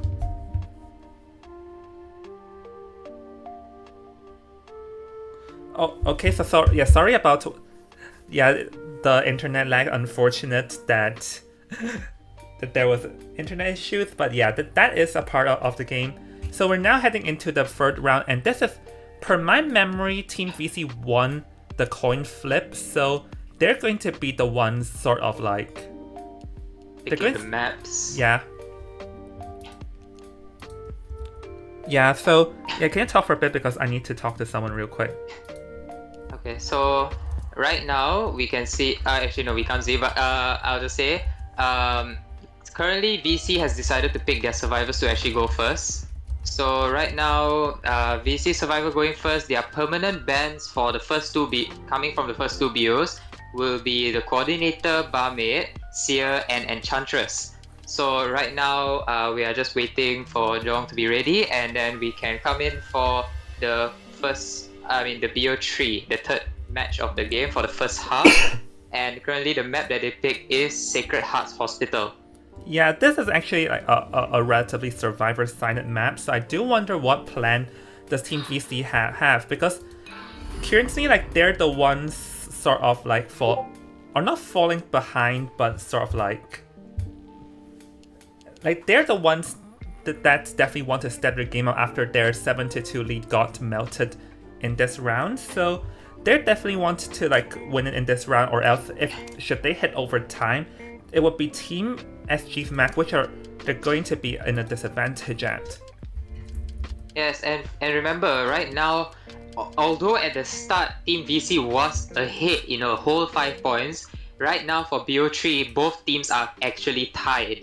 So this BO3 will actually most likely determine the whole match point. If not, there will be indeed an overtime. Yeah, and yeah, we do love overtimes, don't we, NX? Oh man, last time there was an overtime, I think I fell asleep. Well, if you fall asleep, then I have like a reason to fire you now. Doge. I'll still come back from the dead. Yep, and next is the undead of Manor regulars, because he always stays alive. So we are going to always come back. Yeah, so we are going to be seeing the first two bans here, being the Priestess and the Antiquarian. Having the Seer being sent to global bans is definitely not working in Team VC's favor right now. Yes, as the Hunter does have an opening to actually ban a different character instead of the Seer. And right now, remember, the Hunter is still the same, Carl, which he played Smiley Face as his main, and from the previous round we saw him play Opera Singer. So right now the survivors are banning both of those characters that he mains. Yep, of course, they're going to be like, nope, I'm not having your Smiley. Like, even though this is a bad map for Smiley, but they're just going to be giving the Smiley Face a respect ban here. Actually, yes, banning Smiley Face in Sacred Hearts Hospital is kind of concerning in my point of view, but yeah, let's respect his Smiley Face. Yep, definitely having a huge respect here. So let's see, we're going to be seeing the Prospector and the Cheerleader being selected here. So this is really going to be like I'm just gonna say that this is going to be like full-on battle mode for Team VC Survivor. Yep, and right now we can see that the survivors are already picking Prospector Cheerleader. That is a really, like, you know how Prospector works. Whenever he goes near ciphers, he has a speed boost, so him being first chase is also concerning. Cheerleader, now since there's no Opera Singer, Cheerleader might actually be more advantageous. And then once again picking a first officer, I actually hope that they don't make the same mistake of overusing the Watchers and and losing the abilities. Yeah, well, we'll just see how that one plays out. So, we are going to be seeing the FO is going to be the third survivor being selected over here. So, first officer, prospector, cheerleader, this is all very good. All very good, and the stable team comp. And I do wonder what Carl is going to be selecting here though, because you have to remember that this is actually a pretty survivor-sided map. So like in normal conditions, it's hard for Hunter to sort of like gain something out of this. And so far, like it's actually rare that we're a couple of games in and Hunters are not able to score points decently. Yeah, and right now you can see the Hunter did ban Acrobat, as Acrobat is strong, especially in the Godkite region. And the survivors having their final pick as a lawyer, which is actually quite a very good, it's actually a very good survivor in terms of a team, because now they can communicate and say exactly where the Hunter is going. So rotation might be a very dangerous play in this. Yeah, not to count that the lawyer is a decoder on his own, as he has the speed boost. He can also like have this like decoding speed boost and his own speed boost while kiting. Like back in the days, there were a meme of lawyer being very overpowered as a meme because back then he was weak, but nope, that's reality. And oh my goodness, NX, what am I seeing?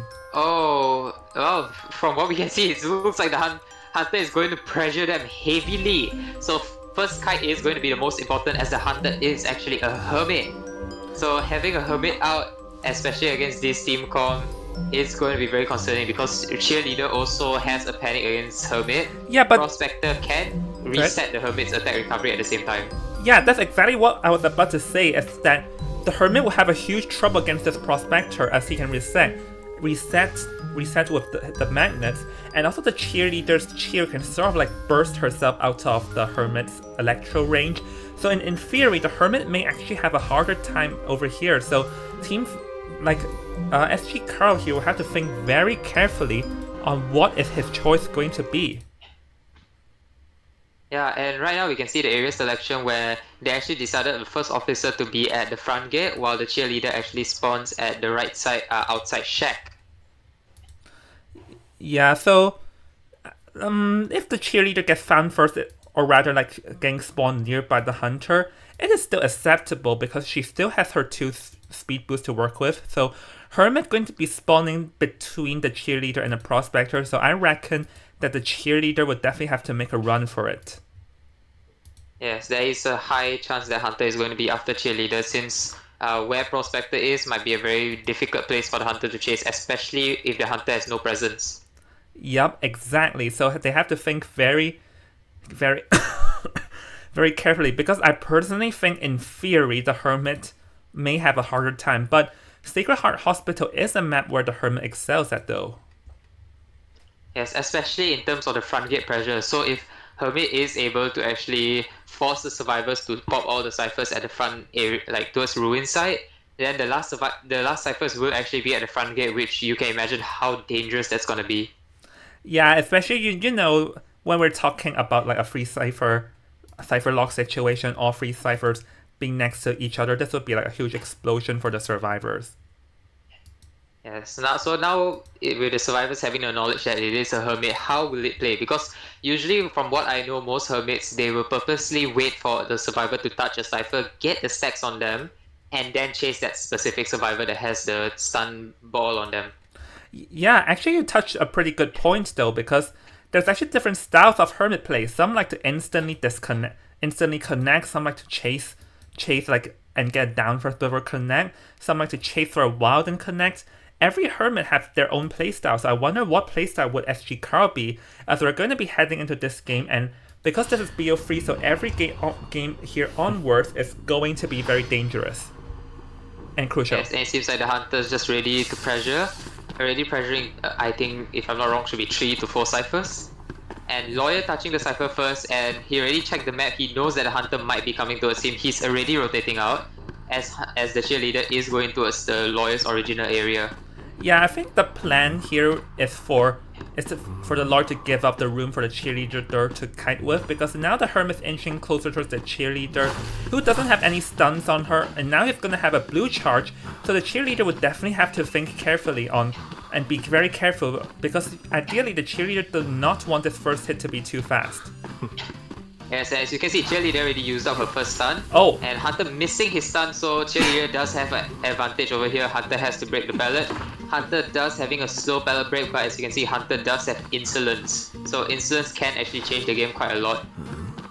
Yeah, and we can see the survivors already swapped into 2 blue charges over there. As they want to tank, and honestly, missing that stun is very fatal for SG Carl here. But now he's gonna go after the lawyer here. Maybe that was his plan all along, but he missed another stun. So actually, 2 electro balls being missed on SG Carl's side, very fatal, as currently he's just not being able to get any hits off the survivors. Yes, 2 stuns being wasted. SG Carl using the ability to check the map to see which Cypher is moving the fastest is actually quite smart, being able to determine which one is the lawyer. But lawyer using his map quite advantageous to him, where he's able to just rotate, buy time, waste the Hunter's ability, and be able to kite for a little bit longer. Hunter does have their stun ball ready to teleport if they wish to do so. Yeah, but we actually noticed that the Hermit before used an electro ball to stun the Hermit, or rather the lawyer, which is a bit wasted because he got the hit on the lawyer anyways, and now the lawyer definitely have a huge rebound kite, or rather a continued kiting potential, because he can still tank for a minimum of 2 hits. Yes, and the cheerleader is also just giving the same color with the lawyer, allowing the lawyer to actually gain some time. Prospector was ready to harass, but realized that it was a little bit too far. Prospector going away just to assist.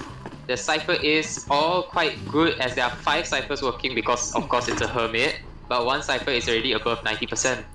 Yeah, no one has been down yet. So actually this is actually around 3.5 Cyphers being done in total, so Hermit here going to go after the Prospector instead, but I don't know if this is going to be the best opportunity. Actually walks into that 1 Electro Ball there. So is able to get hit off the Prospector, but the thing is that the same thing applies. He's not able to get any downs currently. Yes, and Hunter is just over pressuring everything and being able to stun, and Cheerleader going down instead, but Lawyer is still able to live. But because Cheerleader is down, you can imagine the Cypher rush is going to be quite slow. Hunter messing up the Warp Portal, but Lawyer is still 1 hit away. Yeah, but the Lawyer I believe the Hunter will be wanting blue stun. The Lawyer currently does not have any electro balls on him. He didn't have a charge just now. Yes, now he has a blue charge, but the Hermit currently doesn't have a clear opportunity to try and get that charge on him. So things are looking very bad, and now we can see that there are 2 survivors at having the blue charge, which I don't think is the best idea, because the Lawyer would still go down, because the Lawyer has a 0.4 health. I believe the cheerleader might switch actually. Yeah, cheerleader has to switch cheerleader too. might switch. Because if the cheerleader don't swap there, it's sort of a bit of a waste, but the cheerleader's not swapping, so this is not the best move here. As now the Lawyer... Oh, never mind, my bad. Wait. Yeah, so Lawyer is still being able to survive with 1 more hit. So right now, they are all in an advantage. Prospector might end up going down, but cheerleader will still be able to tank that hit. Yep, so 2 other survivors will be getting damaged. Prospector actually went inside a locker. That was a pretty smart move on Team VC Survivor, as now Cheese's Lawyer is going to be chaired for the first time, but there's just so many things the survivors can do. And is that just me, or the survivors healing up in the basement? Yeah, the Prospector needed a closet to enter and decided let's go to the basement. So Hunter's probably just witnessing in Wanted Order is just, hey, why is there a Prospector in the basement? Yeah, but we can see that the Hermit missed 2 blue charges over there, which means that he won't have that many charges to work with, and misses another charge. So one thing with SG Carl of this game is that he missed a huge amount of charges there, which is not too ideal for the Hermit's chase. Yeah, and we can see the Prospector is already ready to harass. Yep, already harassing, ready to stun, because the last 2 survivors... Or I think it meant Cypher. And pallet stunning, yep, a pallet stun, and the last two Cyphers are actually quite good. And Nick's forgetting how to talk. Yes, I'm rushing my words. Yeah. And it seems like missing another ball stun once again. And Prospector will be using a flywheel a little late, but at the same time Hunter did miss. First officer rotating away, but there is a chance first officer might go down. No, the first officer can still tank 1 more hit because everyone is in red charge right now. Oh, everyone. Yeah, but here's the thing though, is that now the survivors have to slowly heal themselves up, because the last thing you want is for multiple heal to go down, and uses a watch in the very uses bad a spot pocket watch. there. Yeah, once again, wasting the last watch that he has. And the good news is that there is 3 ciphers with extremely high progress, but right now they're all just healing up. And Cheerleader will be the one that's actually going for the rescue. And just take note that only the lawyer has been on the chair once, and right now First Officer, which is looking very bad, especially for a Hermit gameplay. Actually, we can see the cheerleader already here, but I think that the cheerleader could have waited a bit longer because the officer can last for the chair for like a significant amount of time. So I'm not sure having the rescue happen that early is the best idea here. As now Hermit is back onto their toes and is trying to get a hit on the cheerleader, is able to get down, but no one is going to be tanking this hit. As the 4th cipher will be done, meaning that there's only one more cipher with 20% remaining. So at this point, the ciphers will be primed for near certainty. Prospector actually missed. Oh no, he got his Magna, but he was just unfortunately too far. So there is 2 ciphers remaining, both ciphers, one being Ruins and one being, if I'm not wrong, Statue.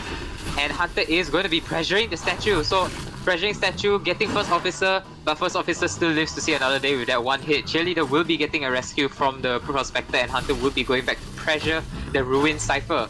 But so here's First Officer will have a chance to go back to pop the cipher while Prospector harasses for the Cheerleader. Yeah, here's the thing. If you pressure the cipher at the Ruins, they'll pop the one at the Statue. If you pressure the cipher at the Statue, they'll pop the one at the Ruins. This is sort of like a pick your poison situation. So honestly, at this and right point, now every survivor's in full HP. Yeah, at this point, the Hermit, what the Hermit must do is to just target one and make sure that you don't get 4 escape, because like a 4 escape happened twice throughout this match. So ideally, I think you should know by now is that if this is a bad situation, then do not get 4-manned. Yeah, so right now they will be most likely getting a 3-man, because from what I see, Hunter does not have the ability. Cheerleader is already on the way to the gate, and the other 2s are already at the gate.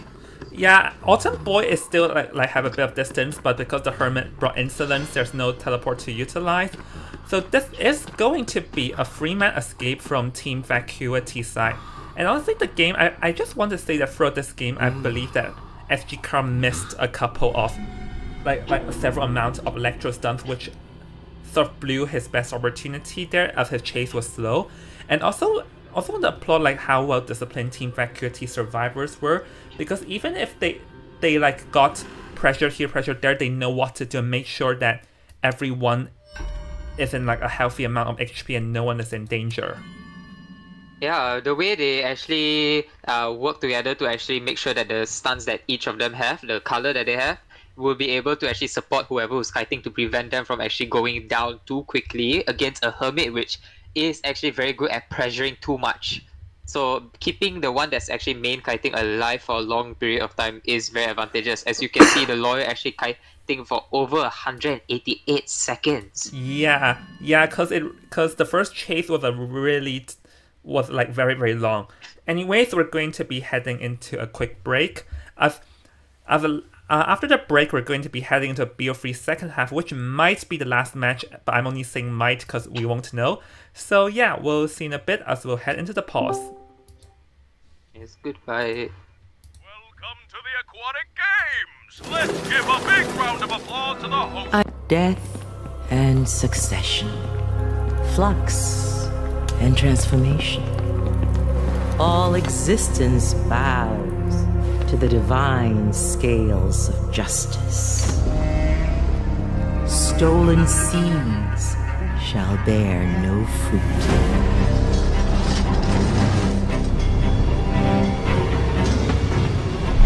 Covetous eyes shall never see the end.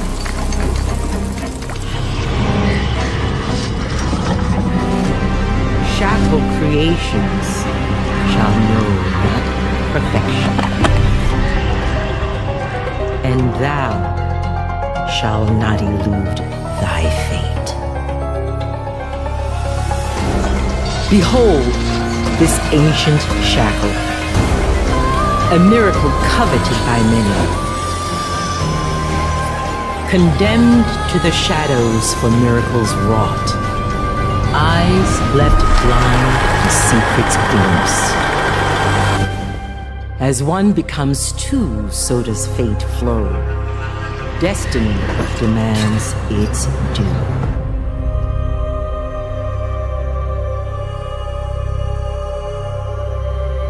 Not only flowers wither and die. Death and succession. Flux and transformation. All existence bows to the divine scales of justice. Stolen seeds shall bear no fruit.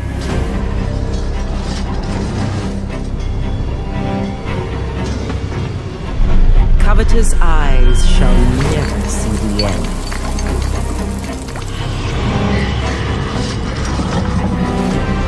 Shackled creations shall know not perfection. And thou shall not elude thy fate. Behold! Alright, ladies and gentlemen, we're back. So yeah, the match is already ready, but before we start, let's just have a quick reminder on the score. As currently, after both teams are all tied up in round 1 and round 2, the third round started with VC getting a Freeman escape, so the pressure is on Team SG to get a Freeman escape as well and return the favor, and to bring this to a BO4, because if they only get a tie, it'll be over, so they must get Freeman escape at this round, right? Yes, and right now we can see Team VC. They actually they're chatting in the chat right now, and they're saying how it's very unfortunate that their hunter is indeed still lagging until now because of their location, I believe. Yeah. And they're already saying they're happy to be joining this tournament as it's fun, and it's good that they're having fun in this tournament because this is a community tournament. And they even mentioned that if they lose, it's fine because they're gonna come back even stronger. So I'm looking forward to that. Yeah, but one thing to remind is that it's not over for them if they lose, because they're at the upper bracket, so they still like they are currently at the upper bracket. So that means that should they lose, they would just fall to the lower bracket, and they still have a chance to fight. So this is sort of like the luxury that Team VC gets from being first place in the group stage. So yeah. So this might be the luckiest. This might be lucky for them, because even though if they unfortunately lose this one, they can still redeem in the lower bracket. I won't say it's lucky because they earned it. They earned their win. No, I mean, yes, they earned their win, but they are lucky that right now they are lagging. So if they unfortunately do lose, they still have a chance. Yeah, no, they're lucky it's now and not when they're at the lower bracket. Yes, exactly. Because if they're at the lowest bracket, then they'll lose and there's no coming back from that. But for now, like the lag for now means that it's not fatal, as they still have a chance to fight at the lower side. Yes, and right now we'll be Yeah, no, we're heading in. Yeah, my game may have hanged. Okay. Okay, so yeah, my game may have hanged a little. Okay, so you can see the permanently banned characters starting from the first two BOs will be the Magician, Cheerleader, Aeroplanist, and the Antiquarian. So right now the Hunter will be banning the next remaining, which will be the Priestess and the Toy Merchant. Yeah, I do wonder what is Mother Townsend aiming here with the Toy Merchant ban though, because I think he personally likes to ban the Toy Merchant. I guess maybe Team SG has a strong Toy Merchant player, or maybe he just personally does not like the Toy Merchant.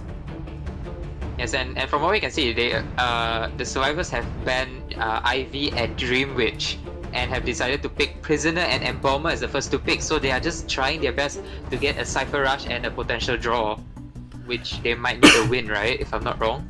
Yeah, they need a win. No, they need a win. But actually, I'm not sure if Embalmer is necessarily the best pick when they have to win, because he's more of a niche character that is aiming for a tie, because for him to gamble for a win, like, it's acceptable, but you need specific conditions. You need the team to actually be able to get the gate open, etc, etc. So right now they do have a Prisoner, which can actually help with the Cypher Rush. Yep, so they do. The Coordinator's the next one being banned, and they selected the Mercenary here. So Mercenary being selected, yeah, Rescuer type and Psycho being last band. And remember, Team Shadow here must achieve a 3-man escape to bring this to a BO4. And oh yeah, the Seer actually been lethal. I have not even realized this, because now the Seer being selected, this puts pressure on Mother Townsend here, because this does seem pretty strong with the Seers out being able to like get an extra block.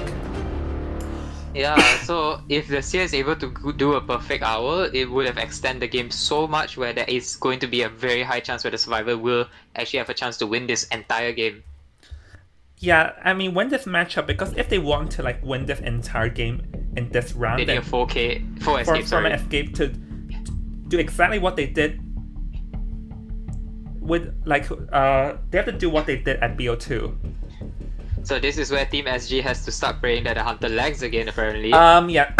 Let's not go into too much lag, because yeah. Anyways, no, they have to just like do whatever they can. And for Mother Townsend here, he definitely have to think carefully, because in BO2, towards the end game, he made the wrong decision that allowed Team SG to achieve a 4-man. So here he has to think carefully on who he chased, like what to do at what specific amount of time here. But yeah, it seems here that with the Opera Singer being let out, Team Shadow are like, we would like to play against your Opera Singer again. Yes, and Embalmer might actually have a chance to actually counter Opera Singer, especially in terms of gaining the distance. Seer also for a single hit, just in case the Opera Singer does come out, so they are most likely just wishing on this Opera Singer to come back out. Yep, so hold on, let's see. Yeah, no, I'm just letting them know that they can pause if they lag. yeah, okay, so we're back. We're waiting on Townsend's pick, but would it goes for a different approach here. So Team VC will be picking a Geisha to go against this entire team setup, and having a Seer against a Geisha is actually quite one of the most concerning things I've actually seen. Yeah, Seer's ow.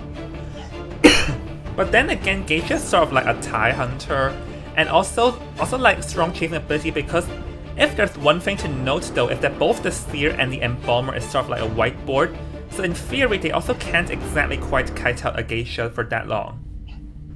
Yes, and from what we can see, I believe the survivors will be picking about the same, where the prisoner spawns in middle.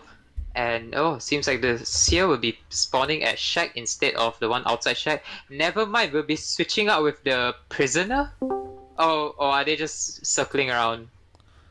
Well, they're probably just circling around, but I'm more concerned of the personal picks, because if you look at this, they were expecting an Opera Singer. That's why both the Seer, Prisoner, and Embalmer all had broken windows. But the Geisha here, Geisha's not afraid of broken windows at all, because the Geisha does not care how fast you run. One butterfly and they're on your face. The Geisha only is afraid of flywheel effects, which they all don't have. So in terms of personal picks here, the Geisha is the one in the advantage here.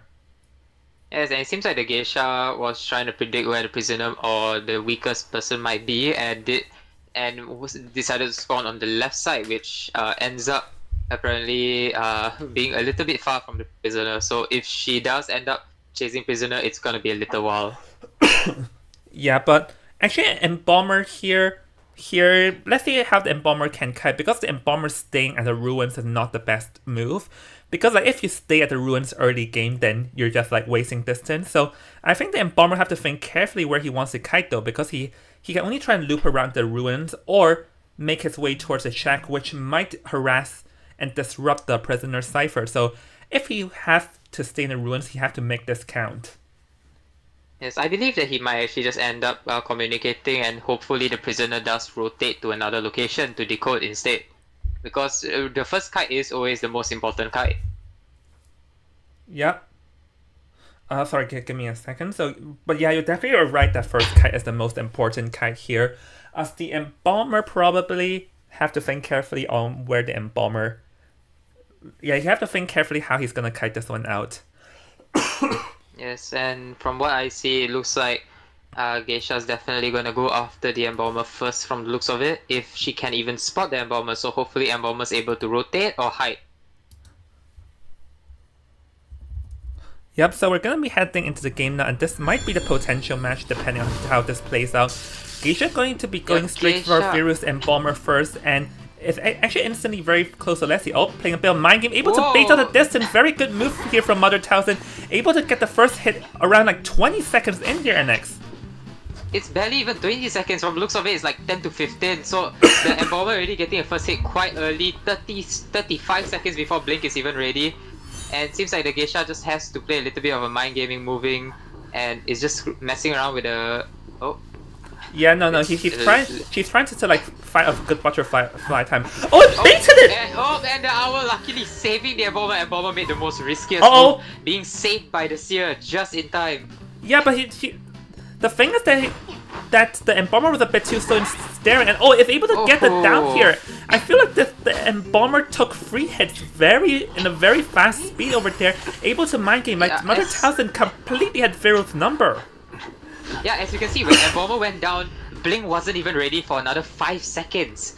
So 5 whole seconds before Blink ready, I believe that this might be a 1 rescue, and then because Embomber does have his coffin, so he's still able to have a slight chance of rebound. But this is a very least likely for a win situation since he got down too fast already. Yeah. And there is no harassers. Yeah, because like you mentioned a good point, there's no harassers. If there's a harassers, there's still a chance to reverse a bad early game, but since there isn't, there's still not too much. So now the Embomber is going to get hit, and the Embomber must kite this one out, but he has nothing to work with. He does not even have a fly effect to work with. And here, like, the Embomber's moonwalking, but he's just moonwalking into a wall, so it's able to get the hit. The Geisha is just completely dominating over the Embomber's play. Yeah, and like you can see already, the Embomber knows that he needs to go far away because his coffin is at ruins, and Hunter is just preventing that. Hunter just says, "No, I want you to respawn right beside where I'm putting you down." And only 3 ciphers are done. Yeah. 3 ciphers just got completed, and it's his second time on chair. Honestly, I'll say this. If they had a harasser, then I'll say that they still have a chance for a 3-man escape. But because this isn't the case, there's a whole different story here. So, because he still has he's a Blink to work with, the prisoner is also here ready to harass. So let's see how this will play out. Because don't forget, the Geisha still has Blink. Goes for the flash, which doesn't need the Blink. Yeah, and Bomber just getting dominated by the Geisha. So right now, this whole situation seems like a very big lose situation. Prisoner's trying his best to harass because he needs to at this point, but might be feeding a free hit. He still has his stun, so he still might be able to have a chance in this, but Geisha might not be allowing this. Blinking and downing the prisoner, the blink that has not been used the entire game until now. Yep, able to eliminate the Embomber. I was about to say, if the Geisha wants to play this smart, she can like swap her trait to Excitement to make sure the chair, but this also works too, and now he's gonna harass the ciphers.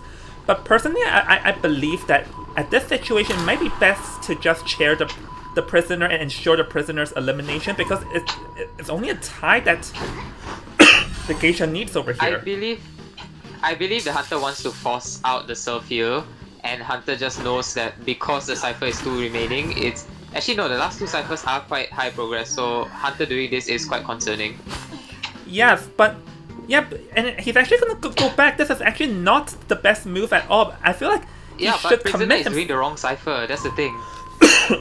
Yeah, still I believe that the Geisha's best move is going to commit himself to a target, or herself to a target, rather than swapping back and forth. Because the best play is to find like a target and stick to it, but now the Geisha we can see just patrolling around. I guess she wants to do a field control and prevent the last Cypher from being decoded, because the last Cypher is the one around the statue. Statue, yes. So right now Hunter may have not seen the mercenary. Yes, Hunter did spot the mercenary. Oh, misses. Missing the swing on the mercenary. Nah, still have. Maybe the second swing will get it. Yep, second swing got, but right now Sia is just going to a statue, which is going to be the last Cypher. And the Sia is the one that will be pressuring the Cypher. Prisoner is just doing a completely new Cypher. Yeah, so at this point, let's see what the Geisha did, because the Geisha actually did not swap the trump card, which I believe she could have like swapped the teleport already. But let's see, can the Geisha here sniff out like where the Seer is coming from? Because if he does, then he'll go for a win. But if he doesn't, a tie is also still possible from here too. Yes, and right now Hunter did spot the Seer from the looks of it. Yep, Hunter does know where the seer is, and Hunter is just going to be playing pressure. Prisoner is going to the last cipher. He's standing right by the last cipher, knowing that cipher is prime. I think he just wants to do a drop down, but not being able to do so. And oh, actually wants to do a delay over half, which is exactly what's going to happen. So now probably going to go after the mercenary next, because yep, able to get hit on the mercenary, which is good news. This means that the mercenary would go down. But oh, let's see, what would the geisha's option be? Because the geisha can also choose to go after whoever is popping the gate, because she only needs one man, which is exactly what's happening. But oh, does misses the butterfly, so she'll have to wait a bit. Yeah, the butterfly actually got on the seer. That's like quite accurate at the same time not accurate. Going to down the seer right now, and both gates are still not yet touched. You can see Prisoner and front gate ready to pressure just in case Hunter decides to teleport. But remember, they need a 3 escape to win. Yeah, this means that they cannot do safe. So let's see, what would the geisha's choice be here? The geisha have to think very carefully, but it's able to prop out Tinnitus as is the prisoner. So actually goes for peepers to make sure that the prisoner cannot hide. And spot the prisoner there. So the prisoner will have to make a mad dash, and geisha hot behind the prisoner's tail. But the prisoner does have an electro ball to work with. Oh, and Prisoner being able to get that one stun, and will he be able to actually rescue the seer? Hold on. From the looks of it, does not seem like it. Yep, he does not have flywheel. He has broken windows, unfortunately. And the Merc decided to leave, so it'll be just a 1 escape. So meaning this whole game has been match point, and it seems like this winner goes to Team VC for the first... for the BO3. Yep, so congratulations overall, to Team VC has won this match. Yeah, and honestly, it's just an amazing performance from like Towson. Like, we know he had internet issues, but still managing. And this geisha is very scary, like very fierce, especially being a map like a Sacred Hospital where the geisha is not that strong in. Yeah, I think the biggest issue for this match was how fast the Embalmer actually went down. Going down quite quickly. It was very unfortunate that it was a geisha that none of them were prepared for, because no one brought flywheel. And Embalmer trying to run away, geisha dashing quite fast towards his spawn point and already seeing a trail, and even mind gaming him at the start. That kind of changed the entire momentum of the team for SG. Yep, exactly. Like, we can see that the geisha completely had the Embalmer's number in terms of mind game, and I'm just in awe with how strong this geisha play was. Because he actually, like, his chases, glitch dashes over wall, and everything was so spot on. Like, this geisha has a very, very high pro-efficiency for, like, Mother Towson here. Yeah, the prisoner already knew that he had to harass for the Embalmer, because if Embalmer dies, it's over. But unfortunately, geisha didn't even have to use a blink on the Embalmer, and because of that, she still had her blink ready, and she used it on the prisoner, preventing him from even attempting to stun the Embalmer. Yeah, like managing to get the prisoner down over there in a swift move too.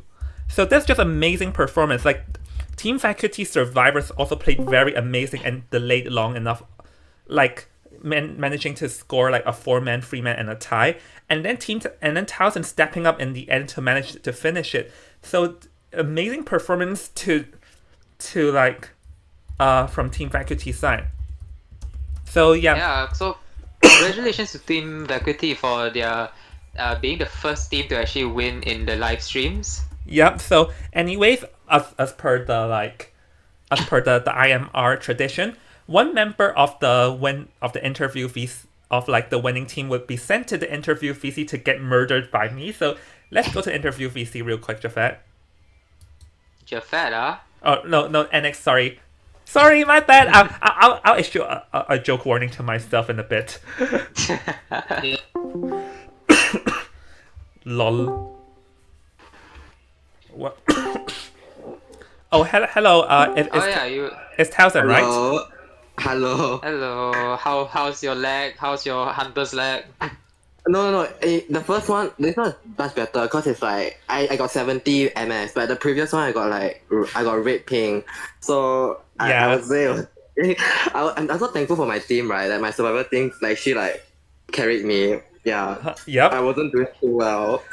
Yeah. Your survivors performed amazing, especially that 4 escape. So I feel like that 4 escape definitely changed a lot with how well your survivors planned and also like able to counter the Ivy. Like, it shows an amazing amount of skill. Yes, they had a lot of skill there. Yeah, actually, you know, I always think that I'm gonna be the one carrying the game, but nah, they carried me this time. Well, maybe next time, like next match, you'll probably be a place with better internet. Maybe things will change. Who knows? Yeah, things might change. By the way, I would like to ask about the geisha. That geisha, like, what made you pick that geisha? That geisha was so amazing. Because I feel like they had no they didn't play any of those, you know, OP, you know, like that can fight. Yeah, harassers. You know, like better forward. They didn't pick those. I think they wanted to play safe. So I went for something that's also, I mean, someone who's only good for chase. Like maybe she's not that good at like, you know, intercepting those like fights, you know, those that can fight her, you know, right? But then I see Seer and Balmer and well, what was it? I forgot. Prisoner. Yeah. Basically, they didn't have any much cooperation in the game. Like they just gonna play like, oh, you kite well, we can fight for a 3 escape. If we don't kite well, we die, you know, that kind of thing. So they didn't aim for anything more. So I was like, okay, then this game I will just pick a normal hunter that I can chase very well. I mean, Anne is also, I could also play Anne, but I mean like Anne is like, she's not able to move about very quickly, you know. I think Geisha's like able to control the cypher, you know, like cause her dash. Yep. Yeah. NX, anything you want to ask? So when you were lagging during that time, you lost the prisoner, right? Then you ended up chasing the mercenary. Yeah. So Jong, I expect my $5. Thank you. Oh my goodness. So yeah, I think that time I was like, you know what, maybe I aim for 1 kill only. Then I cannot already. For escape. Too much already. Yeah. We were just talking. I feel like it would have been better if you aimed towards the gate rather than the full health mercenary over there. Yeah, my plan is actually just 1 kill. I didn't think like, why would I chase other survivors when they already have their items, right? True. I mean, what if I happen to chase an antiquarian with her item on? Like, is it even possible? Like, I was thinking, no. Chase the mercenary who used all his elbow pads. That's like the better option in my mind. Yeah. So and anyways, like you advance and you'll be up against the, like, you're ready for the next match. Like next opponent, it'll be either HT or ATG, whoever wins next. It will be AX or ST. No, HT or ATG, whoever wins the next game. HT or ATG. HG. HT or ATG, whoever wins next. Oh, okay. But I have a high confidence that I think HT might win, you know, like because I have a friend right from Hong Kong she's also she's also a member of the UTP, and I think she said I think she's very confident that this team will win also. Yeah. Already like inching and like for telling, huh? So let's see. Okay, once again, congratulations, VC. So yeah, congratulations for the win. Yeah. All right. So for the members in the audience in the stream, we're going to be having around a 10 to like 15-minute pause as I need to set everything up. We'll see y'all after the break. So see you in a bit, guys. Bye-bye. Death and succession. Okay, Towson, you. Flux and transformation. All existence bows to the divine scales of justice. Stolen seeds shall bear no fruit.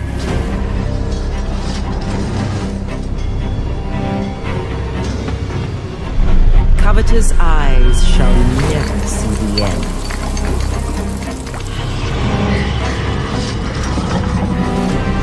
Shackled creations shall know not perfection, and thou shalt not elude thy fate. Behold this ancient shackle, a miracle coveted by many, condemned to the shadows for miracles wrought. Eyes left blind to secrets glimpsed. As one becomes two, so does fate flow. Destiny demands its due.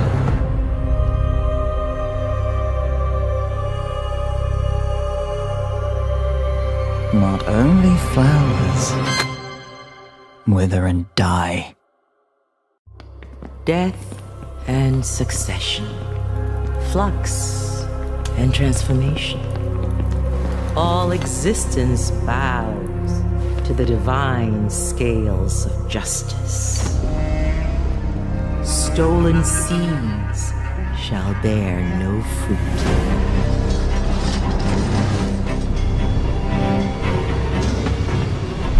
Covetous eyes shall never see the end.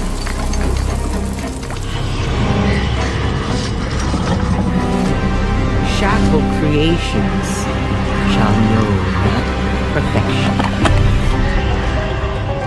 And thou shalt not elude thy fate. Behold this ancient shackle, a miracle coveted by many, condemned to the shadows for miracles wrought, eyes left blind to secrets glimpsed. As one becomes two, so does fate flow. Destiny demands its due.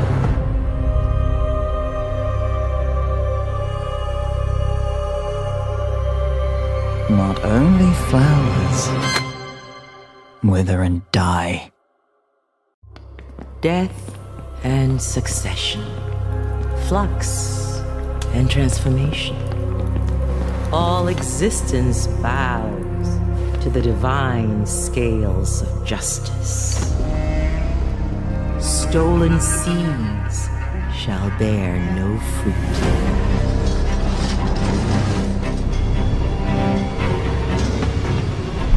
Covetous eyes shall never see the end.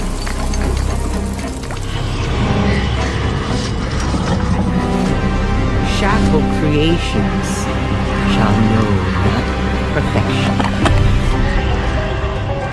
And thou shalt not elude thy fate. Behold this ancient shackle, a miracle coveted by many, condemned to the shadows for miracles wrought, eyes left blind to secrets glimpsed. As one becomes two, so does fate flow. Destiny demands its due.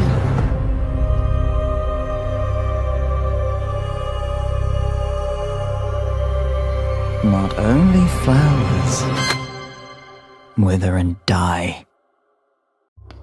Death and succession, flux and transformation. All existence bows to the divine scales of justice. Stolen seeds shall bear no fruit.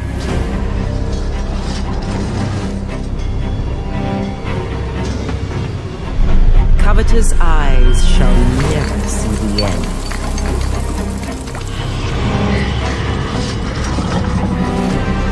Shackled creations shall know not perfection. And thou shalt not elude thy fate. Behold this ancient shackle, a miracle coveted by many, condemned to the shadows for miracles wrought, eyes left blind to secrets glimpsed. As one becomes two, so does fate flow. Destiny demands its due.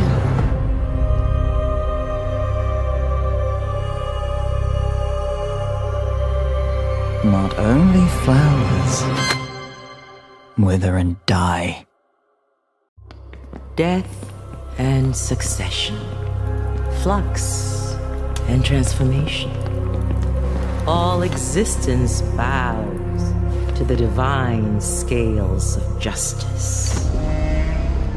Stolen seeds shall bear no fruit.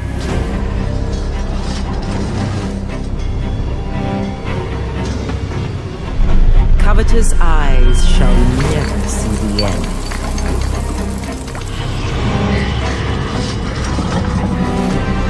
Shackled creations shall know not perfection.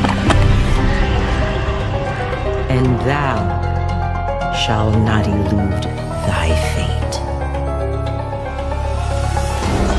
Behold this ancient shackle, a miracle coveted by many, condemned to the shadows for miracles wrought, eyes left blind to secrets glimpse. As one becomes two, so does fate flow. Destiny demands its due.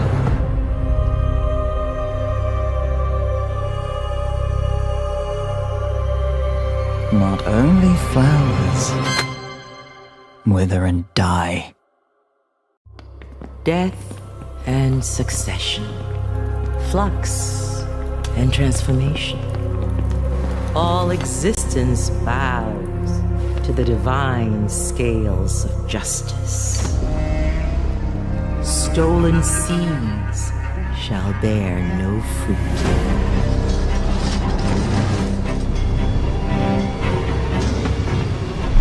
Covetous eyes shall never see the end.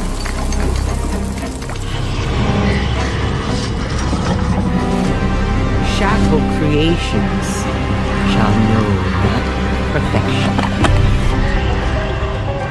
And thou shalt not elude thy fate.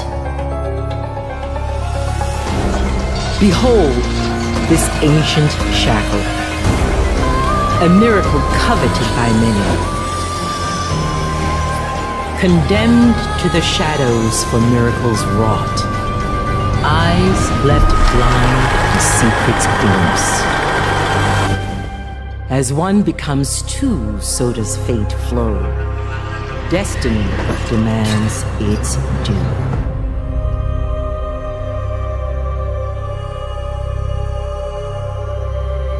Not only flowers wither and die. Death and succession, flux and transformation. All existence bows to the divine scales of justice. Stolen seeds shall bear no fruit.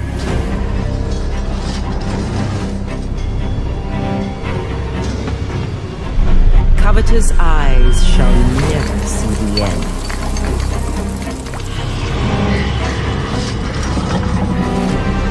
Shackled creations shall know not perfection. And thou shalt not elude thy fate. Behold this ancient shackle, a miracle coveted by many,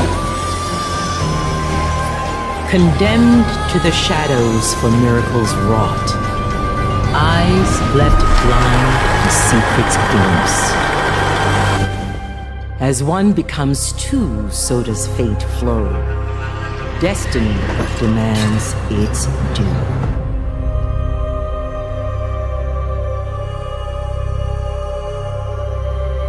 Not only flowers wither and die. Death and succession, flux and transformation.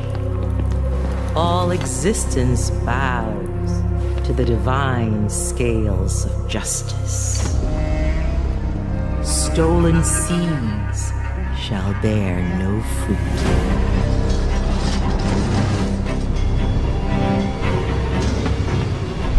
Covetous eyes shall never see the end.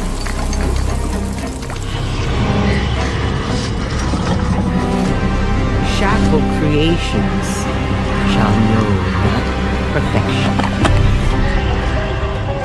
And thou shalt not elude thy fate. Behold this ancient shackle, a miracle coveted by many, Condemned to the shadows for miracles wrought. Eyes left blind to secrets glimpse. As one becomes two, so does fate flow. Destiny demands its due.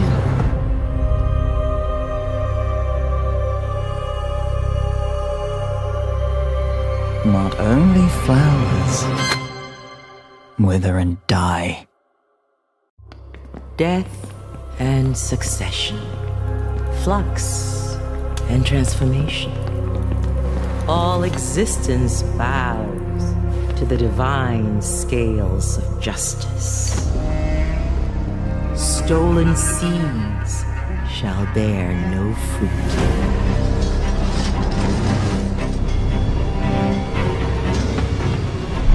Covetous eyes shall never see the end.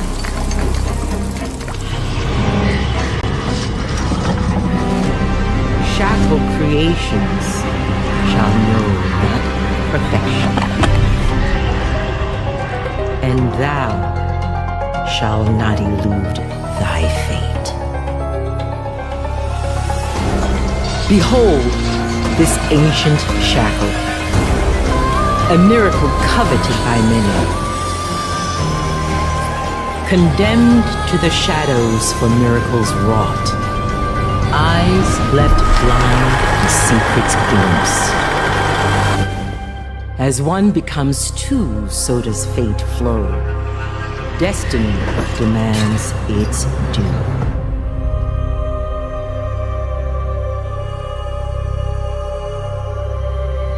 Not only flowers wither and die.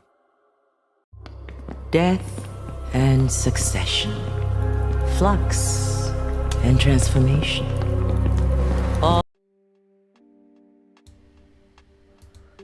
Hello everyone and welcome back to more IDV action, and oops, and joined by me is that I realized I forgot to change your name, so while I change your screen back, do you want to introduce yourself? Oh, what's up guys? My name is Bunny, sir.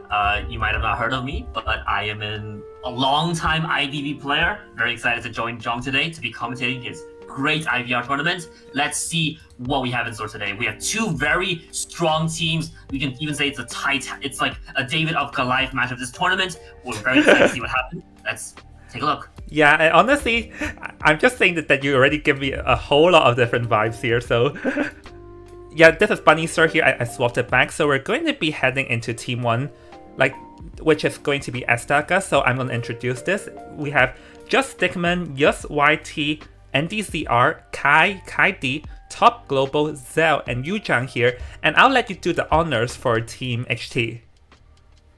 Team HT! Such an exciting lineup to be watching today. They are basically Team UTP from IVC if you're watching IVC. If you don't, they're one of the strongest teams in Asia. They have a lot of veteran players. We have Panda, also known as Brandon, who is a very strong player who plays on Team FT. We have Yuki, we have PPX, we have the Star Hunter player, He Tian, who is going to be very exciting to watch. We also have Run and Zed. No, so we have I think you're missing Night Owl, right? Oh yeah, Night Owl, also a very strong player, but doesn't really play tournaments that much, but also very well known within the SEA scene. So this is actually just a full all-star lineup of players, what's going to be so exciting to watch, especially because you're going against an equally strong team. We have Team ATG with all veteran players, content creators, long-time veterans. It's going to be very exciting to see what plays out. Yeah, I'm very, very excited indeed, because especially, as you mentioned, Team HT is pretty much equivalent to PP. Oh no, PP. Oh my goodness, I'm messing things up. UCP. UTP. Oh, by the way, do I have you added, Bunny? I don't. In game. In game, I don't think I have you added, right?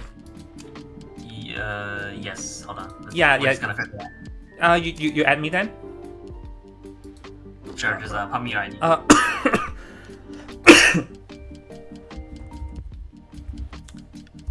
I'm going to tag you. Alright, I got it.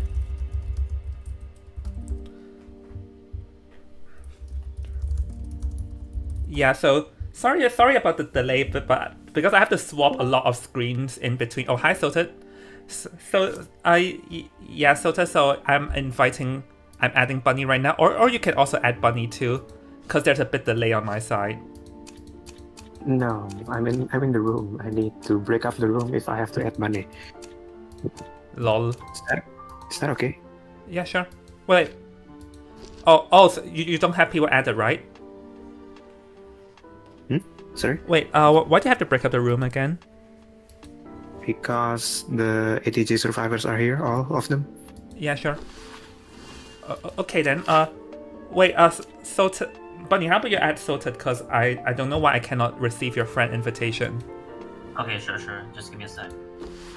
Wait. Okay.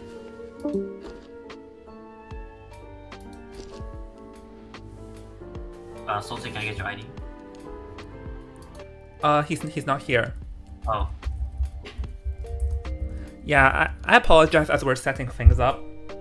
That's okay, don't worry about it. Yeah, no, I'm apologizing to the viewers in the stream. Yes, viewers, don't worry about it. Yes, sorry about this.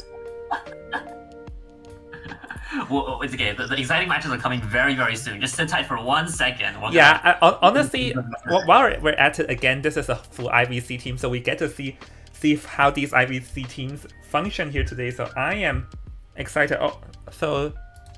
Let me know when you're in, so you can get me into, or whatever works.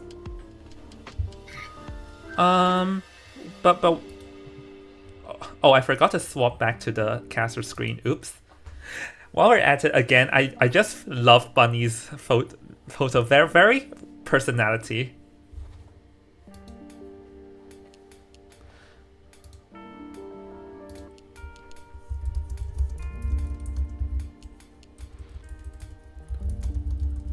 In the lobby. So yep, we are finishing setting things up, and now I just need to get my ult in.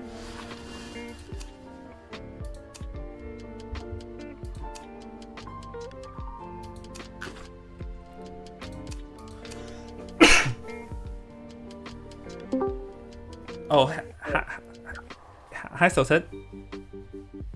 Hi. Yep. Yeah. Wait, who's that 5QX? That's me. Oh, that's it. Oh, oops. Okay then, so yeah, so we can... I'm ready. We can start once you're ready. We can start when Zir is ready. Yeah, I'm ready. I'm ready here.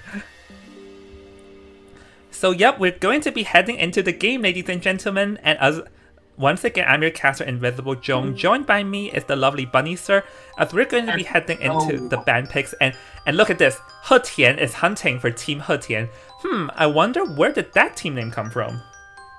Well, obviously it's their star player, like a baseball team naming like their entire merchandise franchise after him. He Tian, complete all-star. He has the character pool of the entire ocean, knows Ivy, knows Opera, knows Anne. He can play Clown, he can play basically any hunter that is any similar to metagame. He basically has all down to such a high level of profession. He is one of the most, I can even call him one of the players of our generation, of 2024. He's had an entire breakout season, joining Team UTP, performing well through IBC, also playing during COA. He's basically a rising star. Keep your eye on him. He's gonna do great. It looks like that someone here is a huge fan of He Tian, so we are going to be seeing the first two bands here being the Court and Seer. Meanwhile, Female Dancer, which is going to appear on the screen in a bit, alongside the Gardener are the first two picks. So Team ATG here definitely preventing an opera singer, but don't forget, Team He Tian, or rather He Tian himself, also have an Ivy, as we've seen him play Ivy a lot in the qualifiers too. Yes, and the bands are just going really fast right now. Here we can see the first two bands being Coordinator and Seer. Very nice general bands, both help facilitating Opera and Ivy. Coordinator, just nice to get out of the way, so you don't have the gun for mid-chase. Seer is just good to get out of the way as well, because Seer might bring 9-12, and it can be a very late game problem if you're not able to get rid of them in the early game. So we're seeing on the side of ATG here, we're seeing a bit of more of a different lineup. They're starting to spec more towards Opera because they both play Gardener and Dancer. And I'm expecting the aeroplanets here to bring Tide Turner along with 9. Maybe he's gonna not bring Borrow Time because there's no cheerleader. On the side of ATG, we're seeing a more like non-meta loadout, so it's gonna be interesting to see how it develops.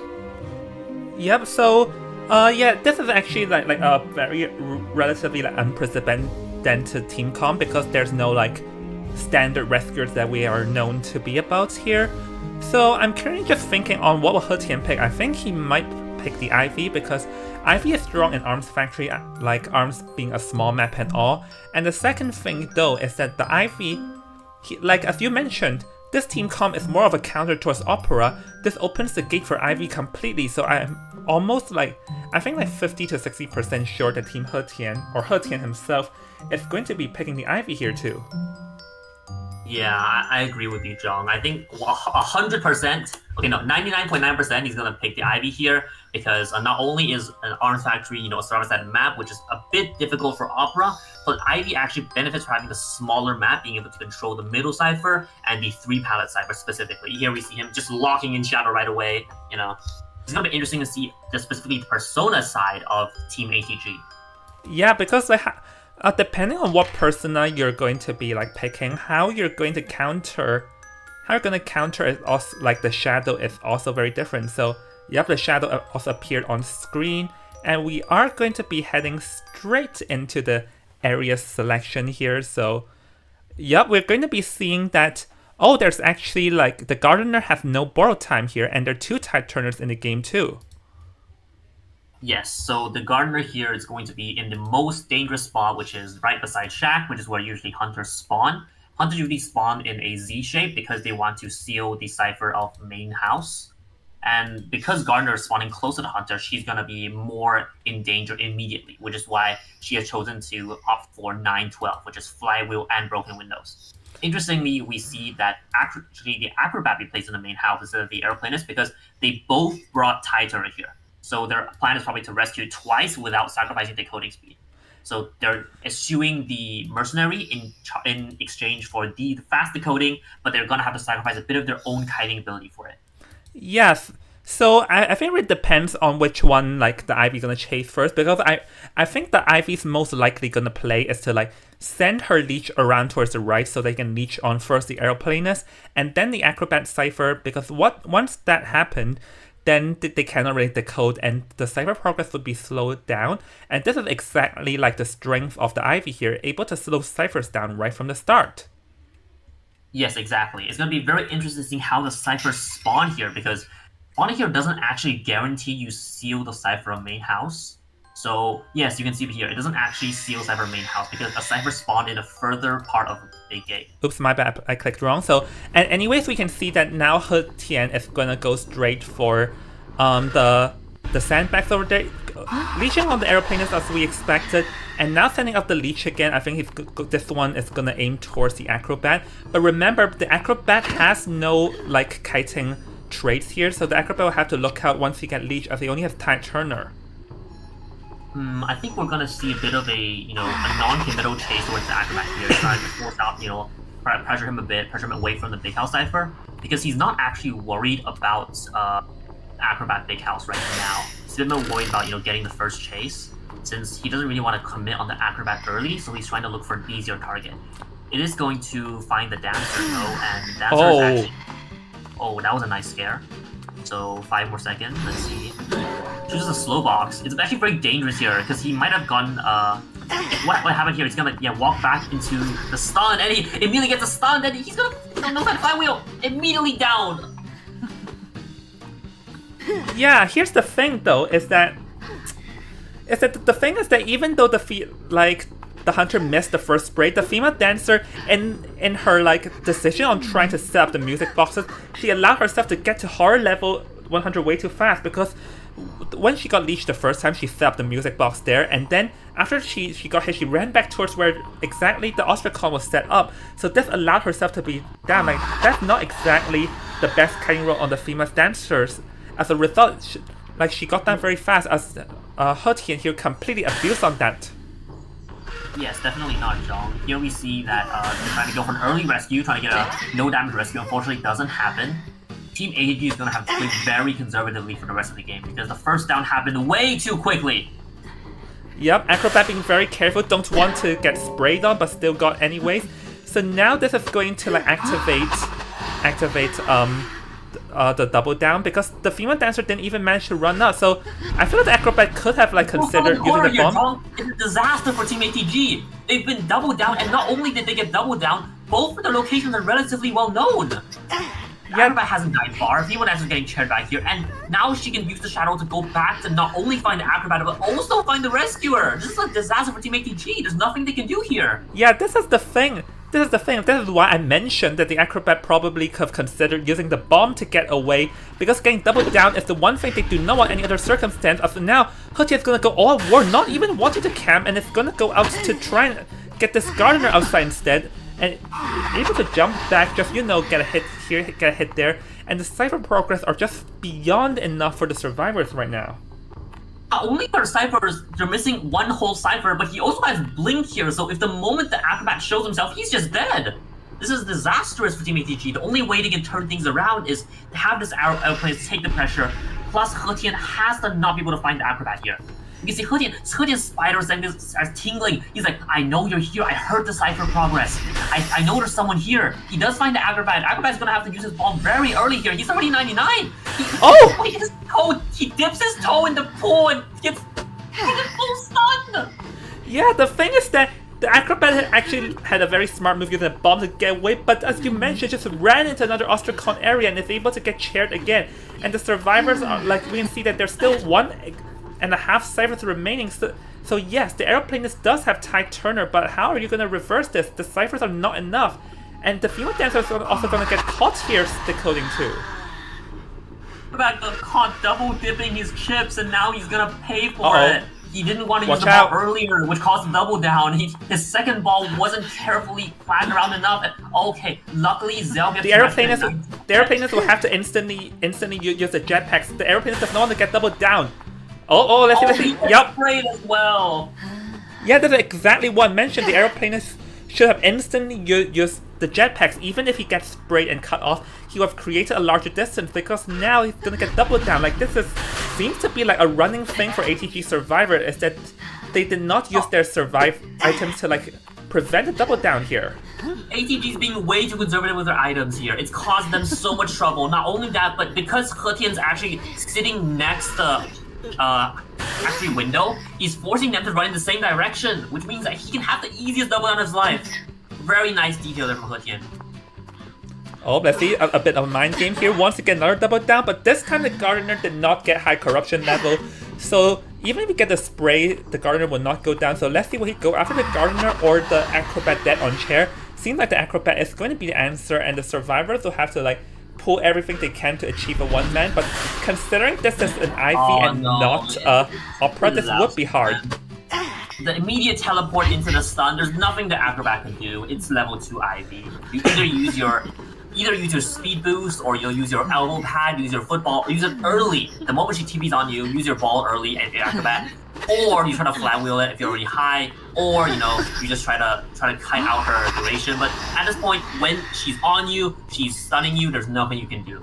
So here we're gonna just see a very fast and probably easy cleanup for He Tian, unless Andy, Zia, and Zell, both very strong players, able to coordinate and try to work around his teleport. Unfortunately, they immediately leash onto Aeroplanist, and we're gonna soon see the TP, or he's trying to find the gardener first and then TP, so he knows where both of them are. Pops the Cypher, now knows where the gardener is. Probably gonna be a very fast game now. Able to cut it off. He was ready for it. Yeah, like, this is exactly the strength of like the shadow being able to cut off mid-air. So honestly, like, with this fast of a reaction time, it was just amazing on He Tian's side. And yeah, that's why we actually know that even if you use the jetpack, you can't necessarily escape the shadow's like sprays. But probably, I still reckon it would be better to use the items to prevent a double down in the first place. Here we're gonna see He Tian has amazing foresight. He's tracking everyone's like abilities and tools to like a T. He knows that he's probably going to run away when he TPs towards him. He predicts he's gonna use them flat and immediately stuns him out of the air. Just such clean play from He Tian. Here he's gonna wait for him to get stunned and then blink right over just for the finisher. That is the first game, guys. He Tian takes out a very easy 4-kill, snowballing his early advantage of the early down into 2 rounds of a double down, completely negating their entire plan, forcing the Cypher to slow down, and just a clean 4-kill from He Tian. That was very fun to watch. Honestly, just considering like with 2 double downs, the Cypher progress was actually very much. I would say that honestly, should there be like just one double down less, the game would have changed entirely, and maybe it wouldn't have been like a 4-man if 1 double down less. But honestly, I feel like that was just a mishap that just sort of costed ATG any potential to like get a tie. Yes, as we say, John, the devils are in the details. Both rescues resulted in the rescuer and the rescuee running in the same direction, which meant that He Tian could basically just say, I'm going to pressure the guy who rescued, I'm going to get as much pressure on him, even I can get a hit on him if I want, and the guy who got rescued still can't, make it out of there. Because the first chair was in the corner, the second chair, He Tian's guarding the factory window, forcing them towards main gate. Such a detailed play from He Tian, but also just, terrible circumstance for survivors. It feels bad that, sometimes just a little bit of miscommunication could cause your entire plan to fall apart because of Hunter snowballing, but that's IDV. That was a fun game to watch. Let's see how ATG plans to strike back with their Hunter. Yep, yes. Actually, you mentioned a good point, because now we're gonna be heading into a pause and a quick break. We'll see everyone after the break. See you in a bit. Death and succession, flux and transformation. All existence bows to the divine scales of justice. Stolen seeds shall bear no fruit.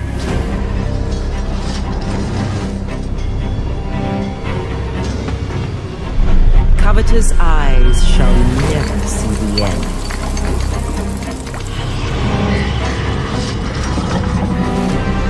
Shackled creations shall know not perfection. And thou shalt not elude thy fate. Behold this ancient shackle, a miracle coveted by many, condemned to the shadows for miracles wrought, eyes left blind to secrets glimpsed. As one becomes 2, so does fate flow. Destiny demands its due.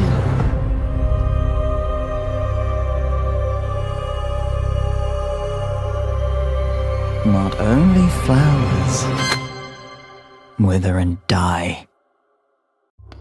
Death and succession, flux and transformation. All existence bows to the divine scales of justice. Stolen seeds shall bear no fruit.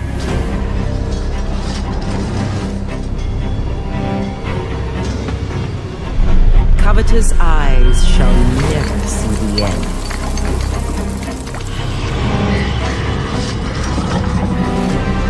Shackled creations shall know not perfection.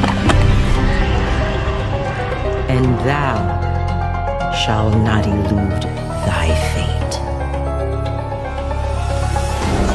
Behold this ancient shackle, a miracle coveted by many,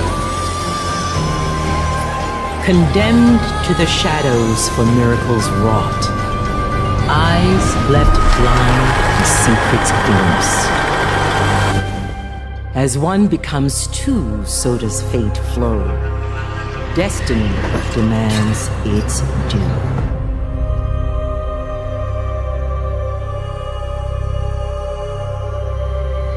Not only flowers wither and die.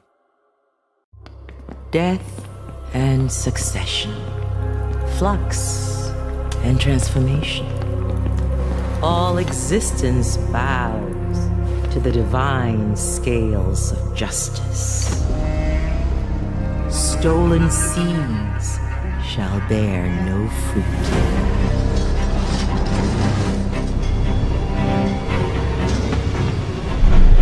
Covetous eyes shall never see the end.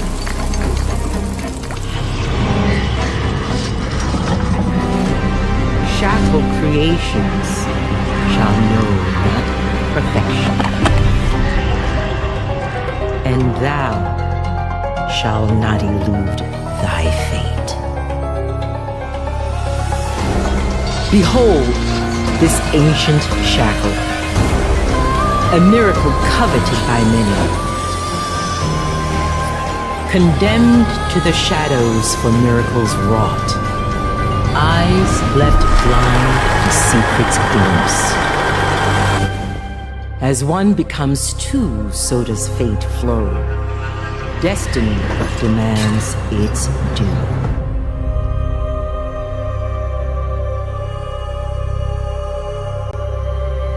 Not only flowers wither and die. Death and succession, flux and transformation. All existence bows to the divine scales of justice. Stolen seeds shall bear no fruit.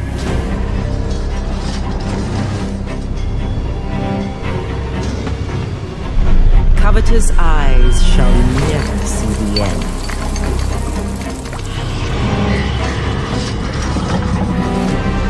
Shackled creations shall know not perfection. We are back from break, guys. That was such a nice match that we watched. Just He Tian demonstrating his complete mastery of IV as well as his, unparalleled game sense. But now we're heading into ATG Hunter half. It's gonna be interesting to see the ban picks. They're gonna be maybe playing a bit more greedily. Our survivors gonna play a bit more safe because they only get one escape for this bout to just take the match from the whole the big points. Or do they want to be more greedy and go for the small points as well? So let's see how it develops. John, what are your thoughts? Yeah, well, here's the thing. Here's the thing, though, is that when you're behind 5-0, either what will happen is that you try to, the Hunter's side will also try and get a 4-mana elimination to tie it straight up, or they're just going to play for a tie and just make sure they don't get thrown too much by points. And also, if you're in the VC, please also invite Bunny too. And while we're at it, so I think the pressure is definitely for Kai D to do something. And if my memory did not serve me wrong, I think Kai D played Hell Ember in one of the qualifiers matches. So I'm curious, will we see that again? And Sultan, you can begin when you're ready. Yes, John, your memory is correct. Kai D actually is one of the very few Hell Ember specialists. Oh my goodness. Well, that we'll see in this tournament, but it is very exciting to watch a Hell Ember pro just go at it. There's so many nifty tips and tricks that people who don't play him will never understand. There's a teleportation attack, there's the 次元斩, which is you basically hit them face, there's a bunch of weird tech that only Hell Ember players know.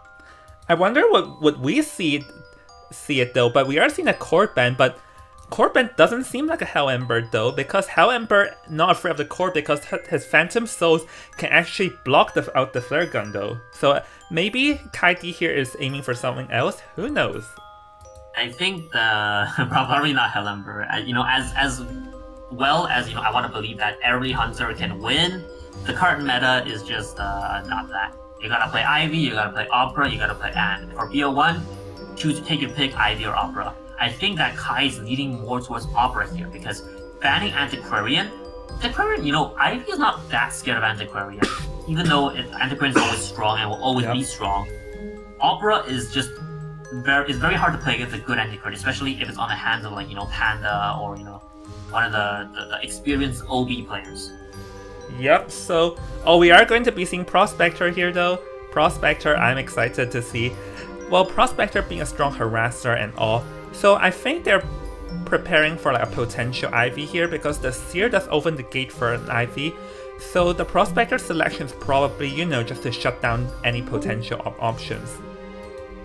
I think that they're playing a bit more into, being confident. I think that, Team He also UTP, is a very confident team. When they want to end matches early, they just say, I have an advantage, I'm going to push the advantage. If you do not answer me right now with the correct answer, we just win the game. So I think that, they're already planning, because also just picking Seer and Dancer doing BO1, Seer's want to have for later, but they're like, just no, we're going to pick Seer right now. You didn't ban it, we're going to pick it. We're going to end this game in 2 matches. Yeah. This is what that's what they're aiming. They're throwing their strongest things out because they're confident that they're even sending their strongest thing in permaban right off the bat.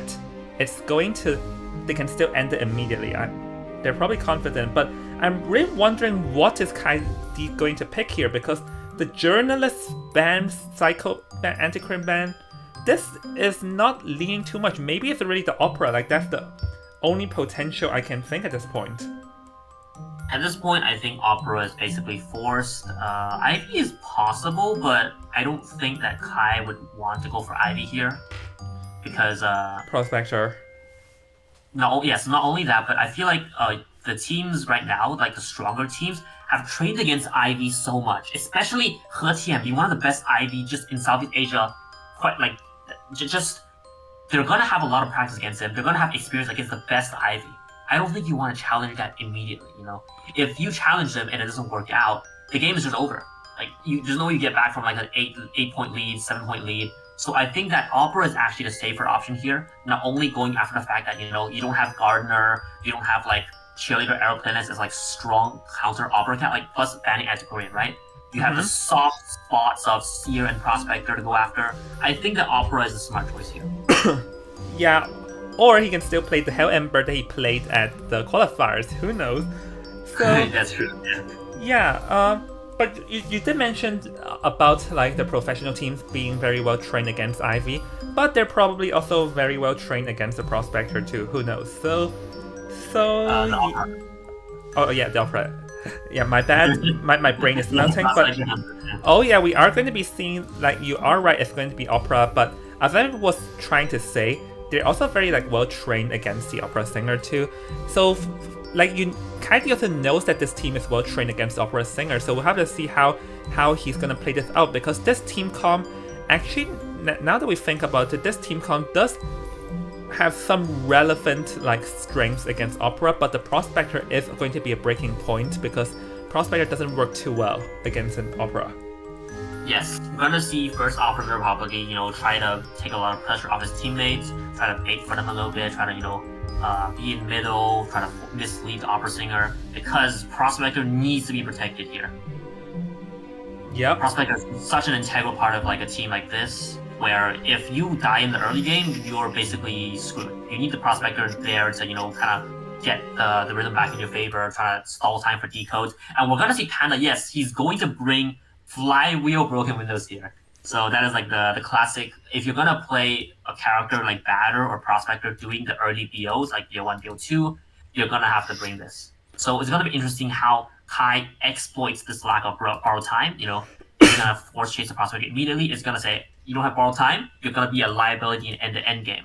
But let's see how it works. Yeah, that's probably the one breaking point for Kaidi over here, because like that means that the moment you fail the block, even if you activate Dickle or Cyphers without borrowed time, this means that can still play for a tie or so. But then again, don't forget, if not a tie Kaidi wants here, he definitely wants that 4-man if he wants to like sort of like make sure that they don't fall behind too much in points. And lose the first round. Yeah, I think that Kai is probably gonna just look to get a draw from the start, and then look for a 3-kill or potential 4-kill. Of course, if he gets it down very fast, it's just a 4-kill. But he's gonna play more safe here, because if he plays very risky at the start, and what I'm saying is, for example, he sees the Prospector, doesn't choose the chase. Wants to say, okay, the Prospector has already rotated away towards main gate, then he's gonna go for the Seer, and he doesn't end up finding the Seer. That is gonna be disastrous. So I think that he's just going to start, pressure the Prospector, chase him no matter where he goes, make sure that he gets the first kill fast, go for the second kill before the gates again open, and then maybe go for a 3 with a teleport or a warp. So I think that, Kai is going to play a bit more safe here. Let's see how it works out. Heading into the game now, let's see the Cypher spawns. No Cypher spawn at far side of main gate, which means that Panda can very freely. He's going towards Shack, actually, going a bit towards Kai. It's gonna be very dangerous for Panda here. Let's see how it works out.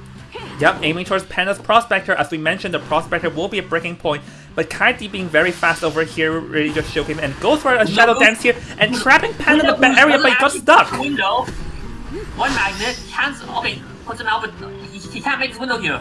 Oh, he can! Kai's a bit stuck. And he's gonna get the window hit, now he's in the pallet, now he's basically... Oh, he gets this! Yeah, that was a very nice move. Like, Kai missed the best opportunity over there as he could have landed the hit, but still managing to get that pallet hit, which is going to be very crucial, because if he missed that pallet hit, then this will be very bad, because look, the ciphers are actually very far behind, so if Kai is able to get this first down with the blink, then this might change, but don't forget there is PP out over here. He misses a dash there, so this is going to be a bit fatal. And now he's in the Dancer box, so the Dancer's box is going to have to be dealt with first. He's going to have to go into the corner, take out 2 boxes, and the Prospector is going to rotate very far away. Shooting to do 1 box, but now, no, he has to do 2 boxes here. He can't really do 1. Or this is a blind blink through the wall.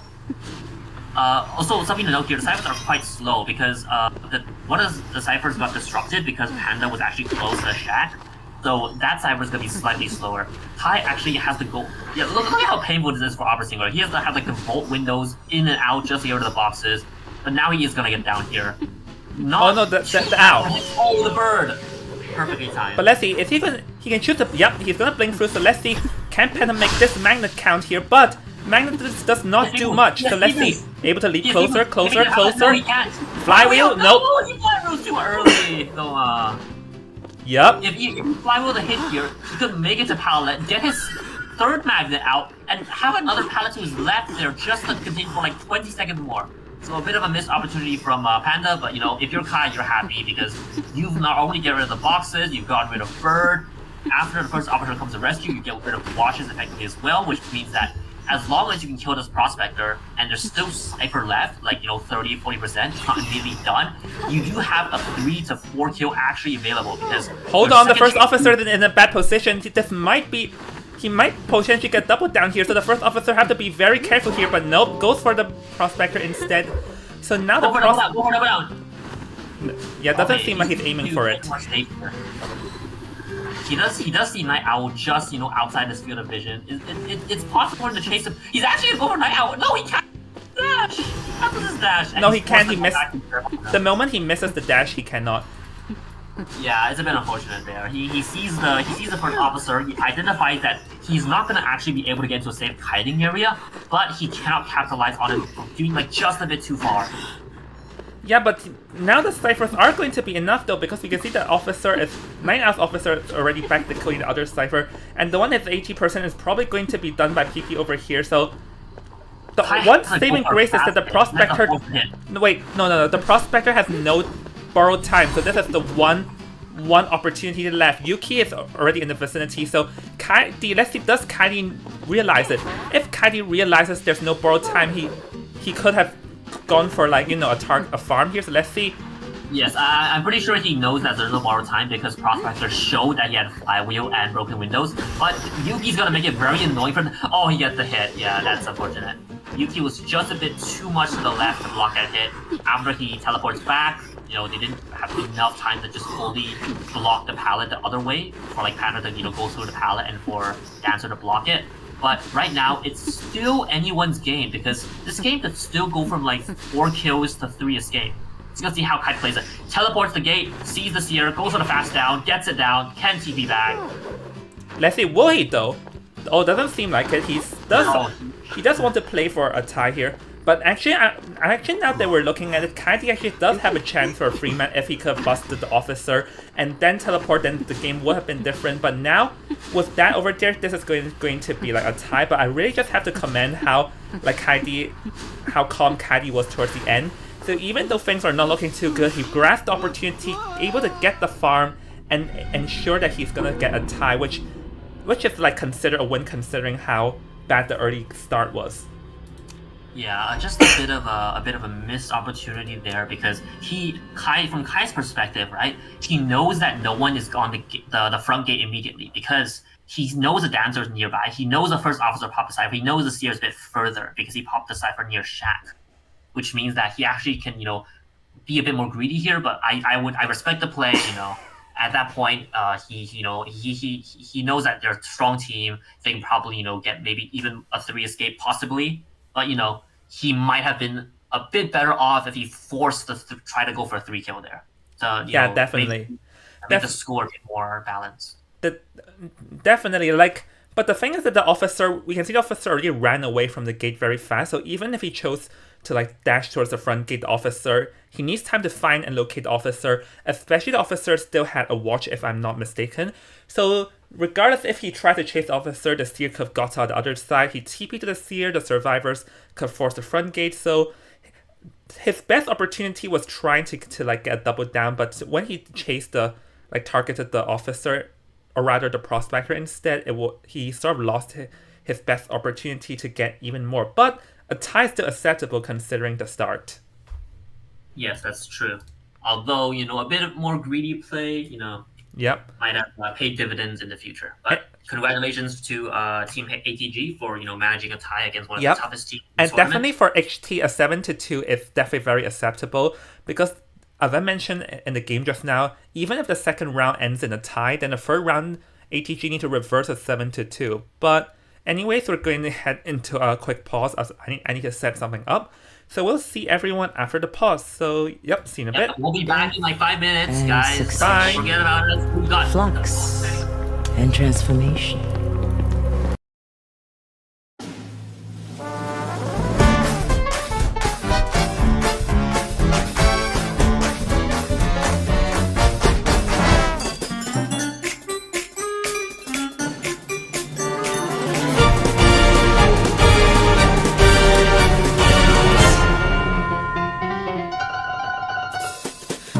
Singing breeze in the circle of shadows. Soon we will hear the whispers and the rising breeze. So is feathers, smasher of the cage. Carven tails, ledges will remain. I sing twisted face, gazing into lake of sorrows. Grow the watching and the light, sleeping peace. A spirit appear. We can find who he is. Never doubt, never try to be. Hold my hand and never let it go. If you're wondering why, magic will show you the freedom on the violet moon. Sing and we will dream, dancing all night through. Witness the price of cruelty, a world falling to the chaos. Living these screams, payback for their sins, trapped in destiny. You should never pray, you should never bleed. Hold my hand, never lose. Let's return to the nature of freedom. Return our home.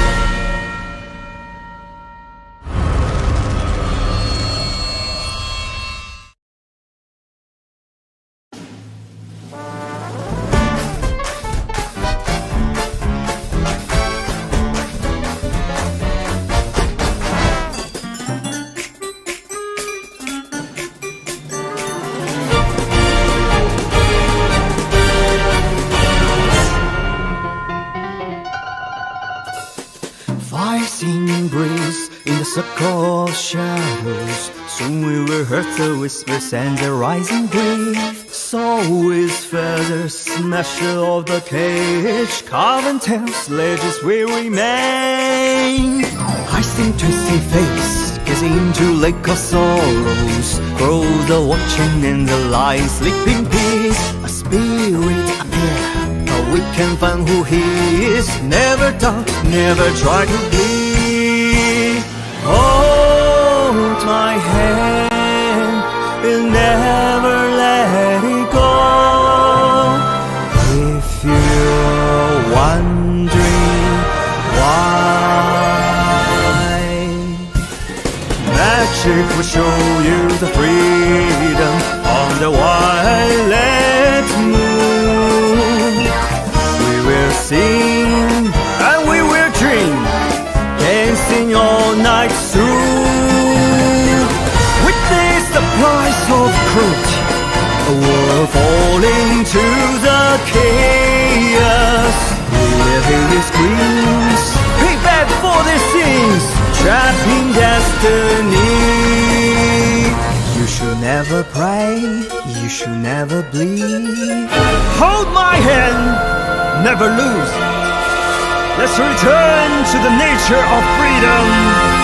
Return our home.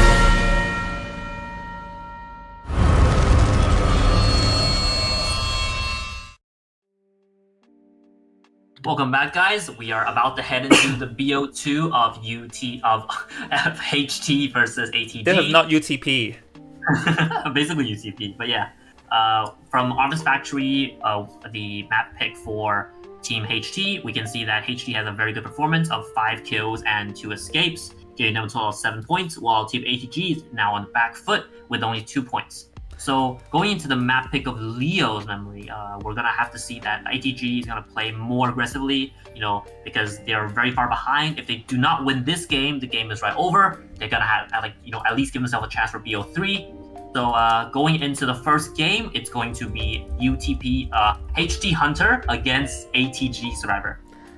Yeah, so actually tying is still fine for us, still fine for Team ATG, but as I mentioned earlier, that even if that happens, they still need to try their best to reverse a 5-point trail in the third round. So ideally for Team ATG, they definitely want to win this round, considering that this is a 5-point lag. So yeah, we're going to be heading into the lobby real quick as I'm trying to get my ult in. Yep, so Salted, Salted, you're in here. Let's see. Yep, Salted, you can begin. Yes, so we are going to be heading into the BO2 first half of the match between Team ATG and Team HT, and we can see that He Tian is going to be hunting first, as Team ATG chose Leo's memory, this being a very interesting map.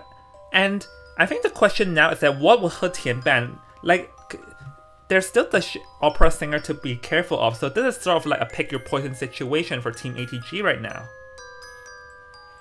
He Tian has chosen to ban first Antiquarian and Prisoner, just hedging a bit between the choices, because he doesn't know what they're going to ban yet. Prisoner, obviously one of the better one of the better IV counters, and Antiquarian opera counter, so he's, on the fence about what to play. But now that Shadow is banned, I'm gonna see the next two bans from He Tian probably gonna be more towards just playing opera.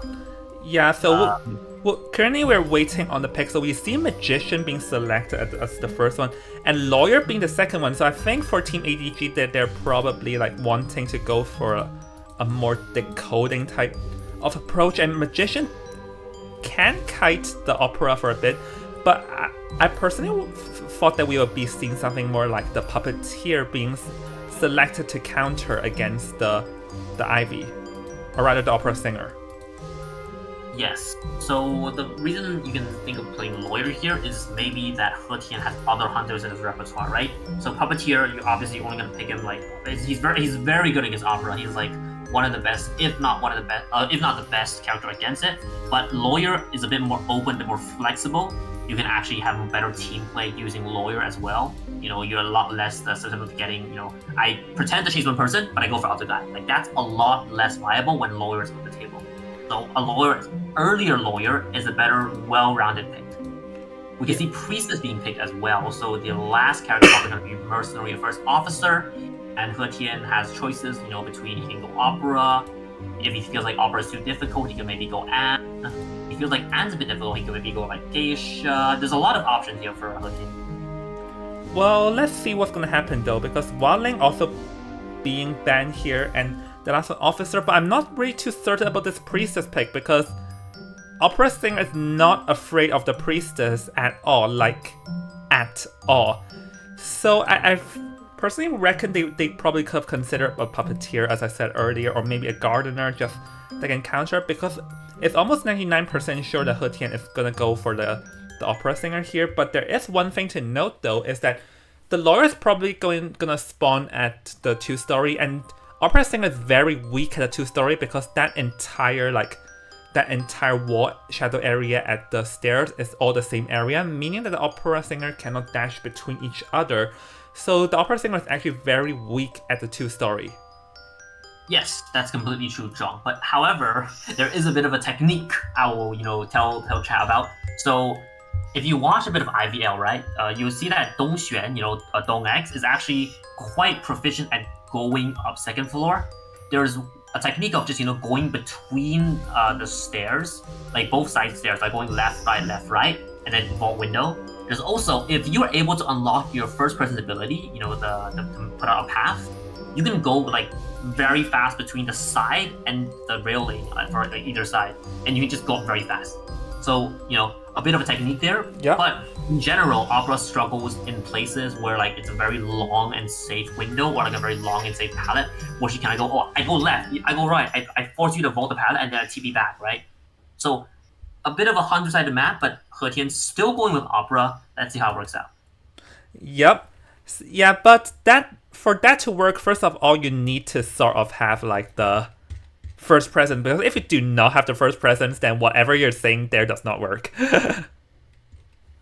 Yeah, hold on, I'm fixing the scoreboard, everyone. So, Bunny, can you talk for a bit first?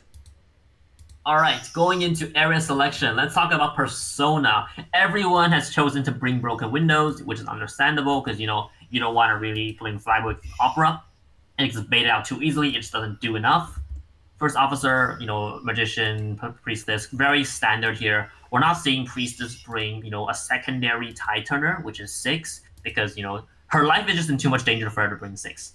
But interesting enough, we can see that lawyer actually spawned middle here. I was a bit expecting lawyer to spawn, a bit, maybe closer to shack, because it's a slightly less pressured area compared to middle. But middle also gives you the advantage of playing close to priestess portals and being able to walk up the stairs of main factory.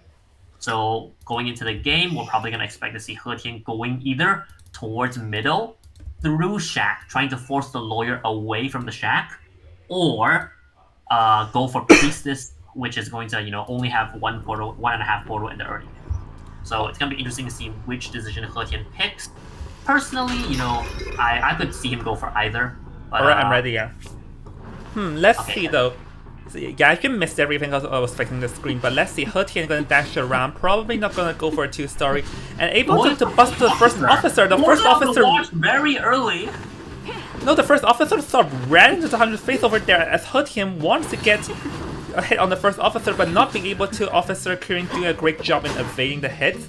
But it seems that He Tian is fully committed to this officer though, which is a very interesting play. But hold on, this is the third layer of watch we're talking about, and He Tian just does not have an idea where the officer is. But the watch will expire very soon, so the officer will have to be very careful where he positions himself. Oh no, He Tian has chosen to change targets as soon as the watch is over. A bit of a back. Oh wait, no, yeah, he has palette boost, and he walked out of shadow, so he's gonna have to force out this. Actually, okay, not actually. Oh. He forced out the wand after he broke dash, and he also gets the hit through the pallet. So very smart. Okay, not really smart play, but worked out well for him in the end. Goes back for TP. He doesn't have wand. He's gonna dodge a wand. Okay, dodges a magician. Dodges and weaves, bobbing and weaving. Between the hits, works out for him. He's gonna get his wand back in 2 seconds. Blink immediately. Not giving him the chance to wait for his wand to come back. So although He Tian wasted quite a lot of time in the early game, he's kind of turned it around, having the fast out of the magician and having forced out the watch. Honestly, I would consider this like a win for He Tian, because he forced out the watch and also got it down relatively fast. And I feel like for the magician's side, after He Tian's first swing hit the wall, he should have instantly slammed the pallet instead of allowing himself to get hit through the pallet, because he did a very good job in evading the hit with the wands. But allowing that to happen sort of like blew away his chances. So now the officer coming in to rescue, not going to be using any watches here. So let's see, He Tian under pressure, forcing out, and misses the swing barely. but now both of the officers' watches have been forced out, so the officer will be relatively weak later. Yes, so right now we're seeing that He Tian is being a bit greedy, but it worked out for him in the past, so he goes for it again. Doesn't work out this time, a bit unfortunate. But, the cipher progress isn't that fast. He's still missing 2 ciphers, because at the start of the game, the first officer was able to decode, and Magician cipher got disrupted due to his chair next to it. So He Tian's gonna try to bring him back as close to that cipher as possible, because he knows that cipher has a lot of progress on it. He wants to disrupt as possible. Okay, going for the rescuer here. He thinks he can go for the, preventing him from rescuing in the first place. So he's gonna try to go for it. He does have Berserk. I don't know how many points he put into Berserk, but as long as he has, 1 or 2 points, it is very feasible for him to just completely deny the rescue. Yeah, but the priestess is in a safe distance right now, so after he gets hit, he is able to pull off the rescue though, as there's no shadow dance in play and the magician does have a wand. So oh, there goes the wand, and He Tian wants to get double down but not being able to hit there. Waste a bit of time, but is able to get the down though, so in the end the magician got hit through the wand again, like a bit off. He Tian had the magician's number in terms of mind games, but right now the survivors have to regroup for the priestess and the officer. And hold on, I just realized He Tian swapped to abnormal. He swapped to abnormal very prematurely here, so I think he's got a plan in mind. He's probably thinking, I can probably get the cipher near tree, but that one actually finished a bit earlier. So interesting choice for him. Oh, a bit stuck here on He Tian's side. Is able to get the swing here, as I remind you, lawyer does not get terror shock. But now he does not have his dashes currently, so the lawyer is able to use his pallet speed boost to sort of make further away. And because they have no blink, so let's see if the lawyer is able to kite this out, but he got trapped in these 2 pallet areas. So now this all relies on how good his mind game skills are. And it seems like He Tian's able to chase him down because, Opera, there's not much you can do at a short pallet area. It's gonna be interesting to see which way he decides to go to stop the rescuer. He might think that someone is on the cipher that's close to the back gate, close to the front gate, but he would also think that there might be somewhere near middle because, Priestess like to stay near middle of the portal. Honestly, every time I see it, I'm just amazed on how quick He Tian's hands are. Like, look at the shadows, they're all very close with each other, but the one saving grace is that the priestess does manage to get here in a relatively safe distance, but she sort of like got hit too far, so there is an opportunity she cannot make this rescue. 3 Berserk! This is why you bring 3 Berserk! The shortest distance can become a death trap if there's a shadow behind the chair. And here, He Tian doesn't even have to use Blink or Warp or anything. He just gets that free value from having Berserk and playing Opera. This is just why Opera is so dangerous, You have to either play a dedicated rescuer like Mercenary or First Officer, or play like Wildling and have infinite abilities to get close to the chair. Because Priestess, as much as it's a good character for rescuing usually, against Opera you really have to get close to chair very fast, or have 3 health. Yeah, but currently I see that He Tian is after this officer as the lawyer is able to get away scot-free, so let's see what will He Tian's choice be. He Tian is gonna go after this lawyer, so the lawyer definitely do not want to get too close towards where the ciphers are, but they are missing currently one whole cipher as He Tian is just flexing his skills right now, and is able to get another swing, and down goes Zell over here, so lawyer will be eliminated. So at this point the survivors will have to play for a 1-man, but don't forget Priestess expended her self-heal already. Yeah, this is unfortunate. There's no self-heal, means that He Tian can basically chase. Okay, the game's basically over at this point. There's not much. If He Tian wants a 4-kill, he will get a 4-kill, and well, it depends, because the officer still has the self-heal. Priestess is the one that doesn't, so the priestess have to carefully position herself to not getting found. At the same time though, she has to watch out, because if she does not take over too long, crowds will appear. Yeah, so we're gonna see a bit of a back and forth mind game between He Tian and the priestess here. Interesting enough, the priestess actually doesn't know He Tian has a normal, so she might think that it's teleport. Oh, there's a portal, there's a portal. Oh, here comes long portal. Going to connect the first officer. And yeah, long portal. This is why you play priestess. Be able to go anywhere at any time.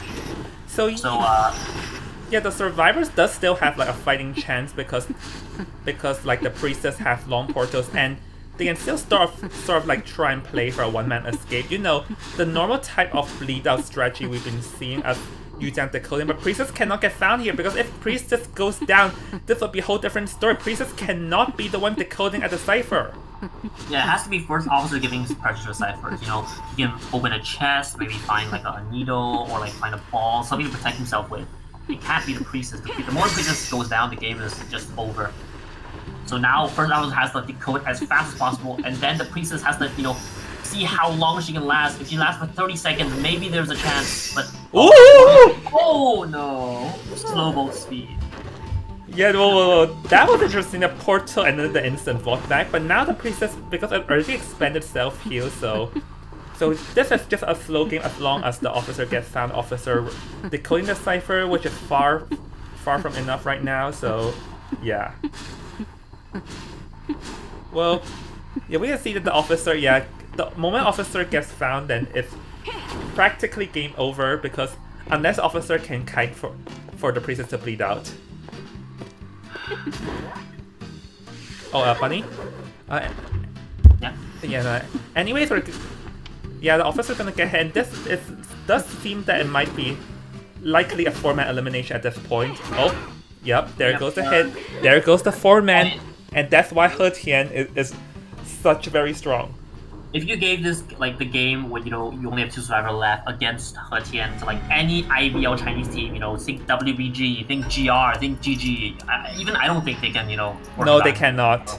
Unless they're able to play hide and seek, because, like, we actually did see like, GP before able to utilize hide and seek and able to force a one-man. But, yeah, here we have it, so...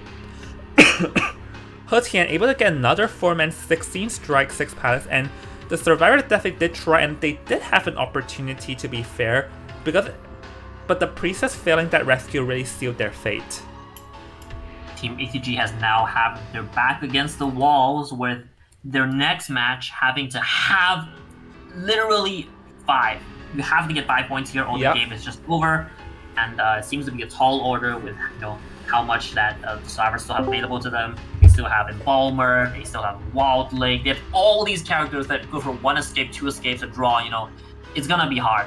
Well, let's see. Miracle to see Team ATG come back to one. Well, let's see what would Team ATG's Hunter plan be now, as we're gonna be heading a quick break. We'll see everyone after the break. See you in a bit. See ya.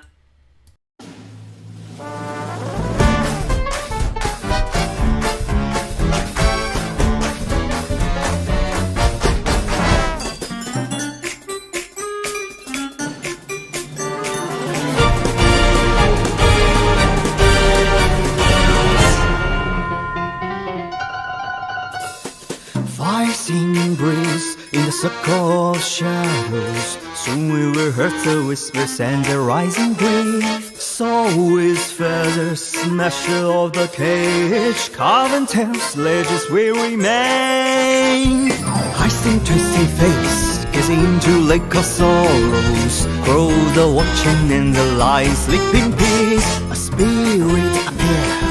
We can find who he is. Never doubt, never try to be. Hold my hand, we'll never let it go. If you're wondering why, magic will show you the freedom on the violet moon. We'll sing and we will dream, dancing all night through. Witness the price of cruelty, a world falling to the chaos. We live in these screams, payback for their sins, trapped in destiny. You should never pray, you should never bleed. Hold my hand, never lose. Let's return to the nature of freedom. Return our home.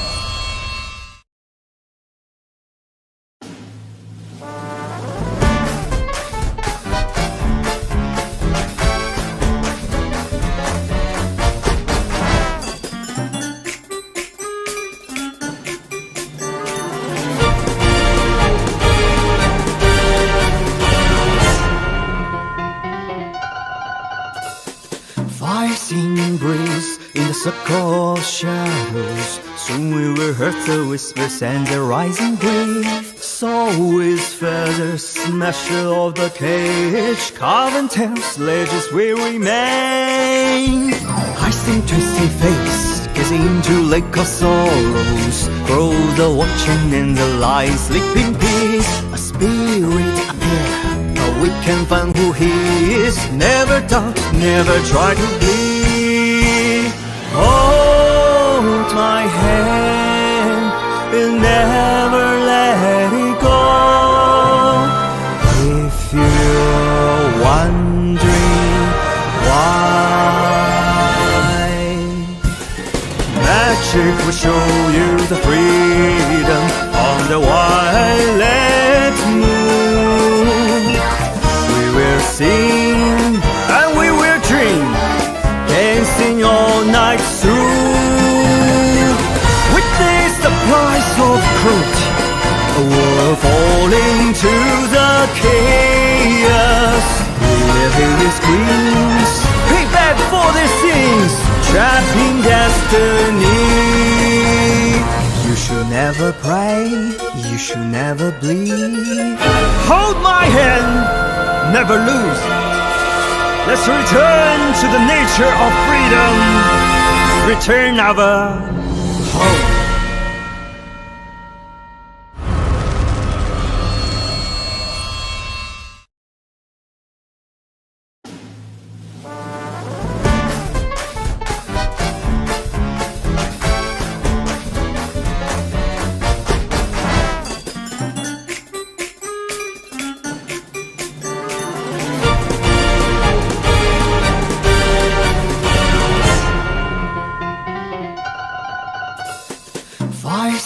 Breeze in the circle of shadows. Soon we will hear the whispers and the rising breeze. So with feathers, smasher of the cage, carven tails, ledges will remain. I sing twisty face, gazing into lake of sorrows. Grow the watching in the light, sleeping peace. A spirit appear, but we can find who he is. Never doubt, never try to bleed.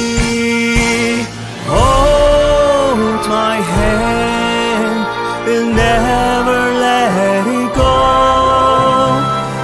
If you're wondering why, magic will show you the freedom on the violet moon. We will sing and we will dream, dancing all night through. Witness the price of cruelty, a world falling to the chaos. We live in these screams, pay back. And we're back, guys. We're back to the potentially the last match of this very exciting series. Team HT has just gotten a 5-point lead in the second half. So we're gonna have to see Kai even things out against one of the strongest Survivor teams. It's gonna be a tough match, but if Kai can do it, it will be legendary. John, what do you think of this match? Yeah, definitely. Like, Kai has to get a 4-man against a very seasoned team, as here is the majority of the UTP members. But he has to think very carefully on what is his plan. But because the thing is, they were probably expecting an opera singer band, because we can see just now, like we talked about it behind the cameras, Kaidi's opera singer is also very proficient too. It was just unfortunate that he got gimmicked over by the female dancer combo from Team Hetian, Team HT side. So yeah, he still has a chance over here depending on how he plays this one out. So we'll have to see though, because he has no opera, so let's see, would he go for the IV or would he go for a different approach? Like, because as we recall, he is a S tier Hellenberg. It would be nice to, see just like him showing off his Hellenberg against one of the So that you can start. Yeah. But if he would like to, not give up until it's over, we're probably gonna see like Opera Ivy. Yeah. I mean, first of all, I don't think Team Hetian would let out Kaidi's opera, because that opera is high proficient, and don't forget, Team He Tian already sent their seer and the female dancer to the Shadow Realm, which means that we won't be seeing them appearing in this round too. So they cannot use the same trick they did just now, so we are going to be seeing Prisoner and Coordinator banned here. So it seems to me that Kaidi is already preparing for a potential Ivy, because he knows that Opera probably would get banned. But what ban is this am I seeing? I think that was a joke. Was, Panda was talking to Owl in DC. I was like, hey, Mad Eyes is very strong. We should ban Mad Eyes. And then Panda's like, sure, let's do it. And then Yuki's like, nah, we gotta be responsible. We gotta have sportsmanship. We treat each enemy as, if they were the one that were gonna kill us, Here we see immediately being picked Prospector and Embalmer. Embalmer, I'm not surprised, because a single escape just basically wins the series. Embalmer and a steady kiting time, and just being an all-round good draw character is going to help them, get us win with a high percentage. Yeah. I'm a bit surprised that I didn't actually ban Embalmer, because he's gonna have to play very aggressively. He cannot basically lose any time. And Embalmer basically guarantees like 30 seconds of time wasted every single time. So it's gonna be interesting to see how Kai actually plays against this. Yeah, it's actually going to be very interesting to see how they're gonna play this one out. So I actually reckon the Kaidi probably could have considered banning the Prospector, because they know that they're probably gonna counter his IV. So we're going to be seeing the Puppeteer, the next one being selected, as the third survivor being banned is going to be the Mercenary and the Gravekeeper. So it seems that Kaidi does not want any strong rescuers, but hold on, why have I have a feeling that this might also be the Hell Ember? Hell Ember isn't that great on Leo's memory, I think. The first chase is a bit too hard to get, but if you get the first chase on someone that's like the Prospector, you might just snowball the game out of control here. It's a bit difficult considering that, if it's a mechanical Embalmer, they can actually just sell, and Puppeteer is too hard to chase. Yeah, but the thing is that this team can't have no rescuers. I guess they're saying on their face that I do not want to rescue, or if the first down if the first down happens too quick, they're gonna be like, who is this person? I do not know who they are. They're not my teammate. I do not care about them, and stuff like that. So, are you getting hyped for 60 seconds? You're getting sold. Bye, I do not care about you. Type of situation. Yeah. So Kai probably has to play a hunter that has fast movement so he can actually snowball, because UTP knows their win condition, which is HT knows their win condition, which is just run one. So basically, Kai has to go for a fast, aggressive hunter or a controlling hunter.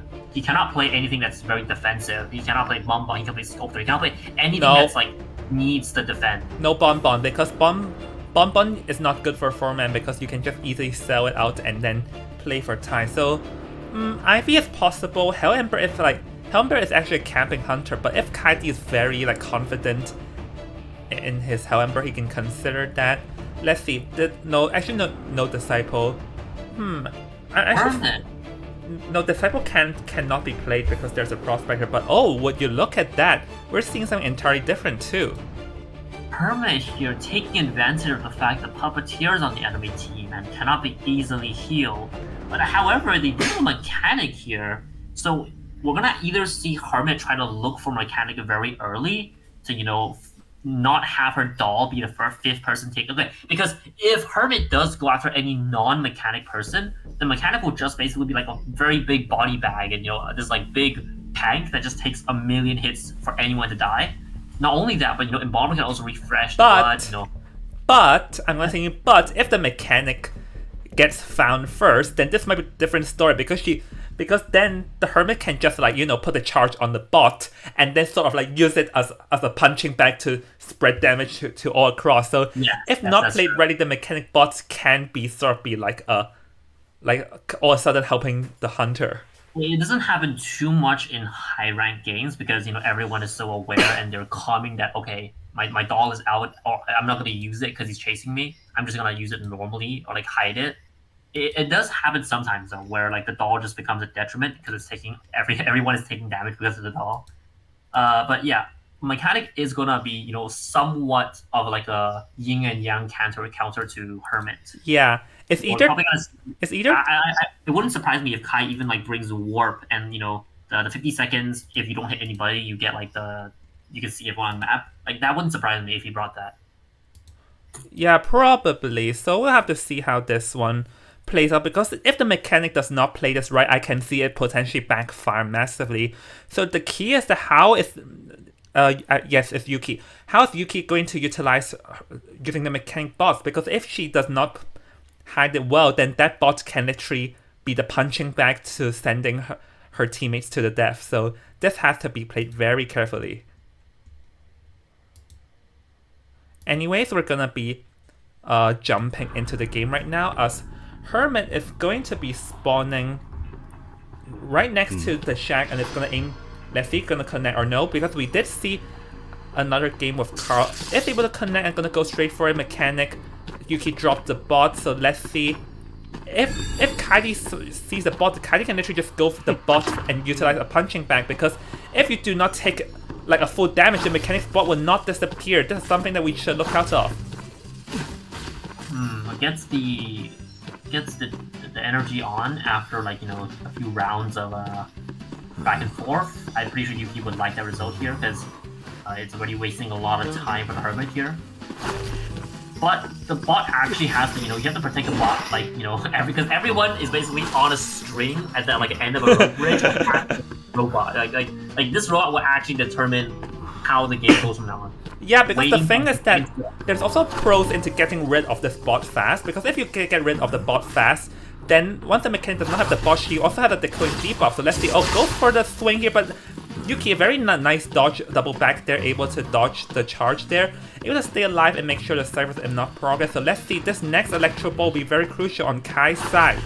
3, 2, 1, on the window, gets it, swing early, then swing, nice, get the hit.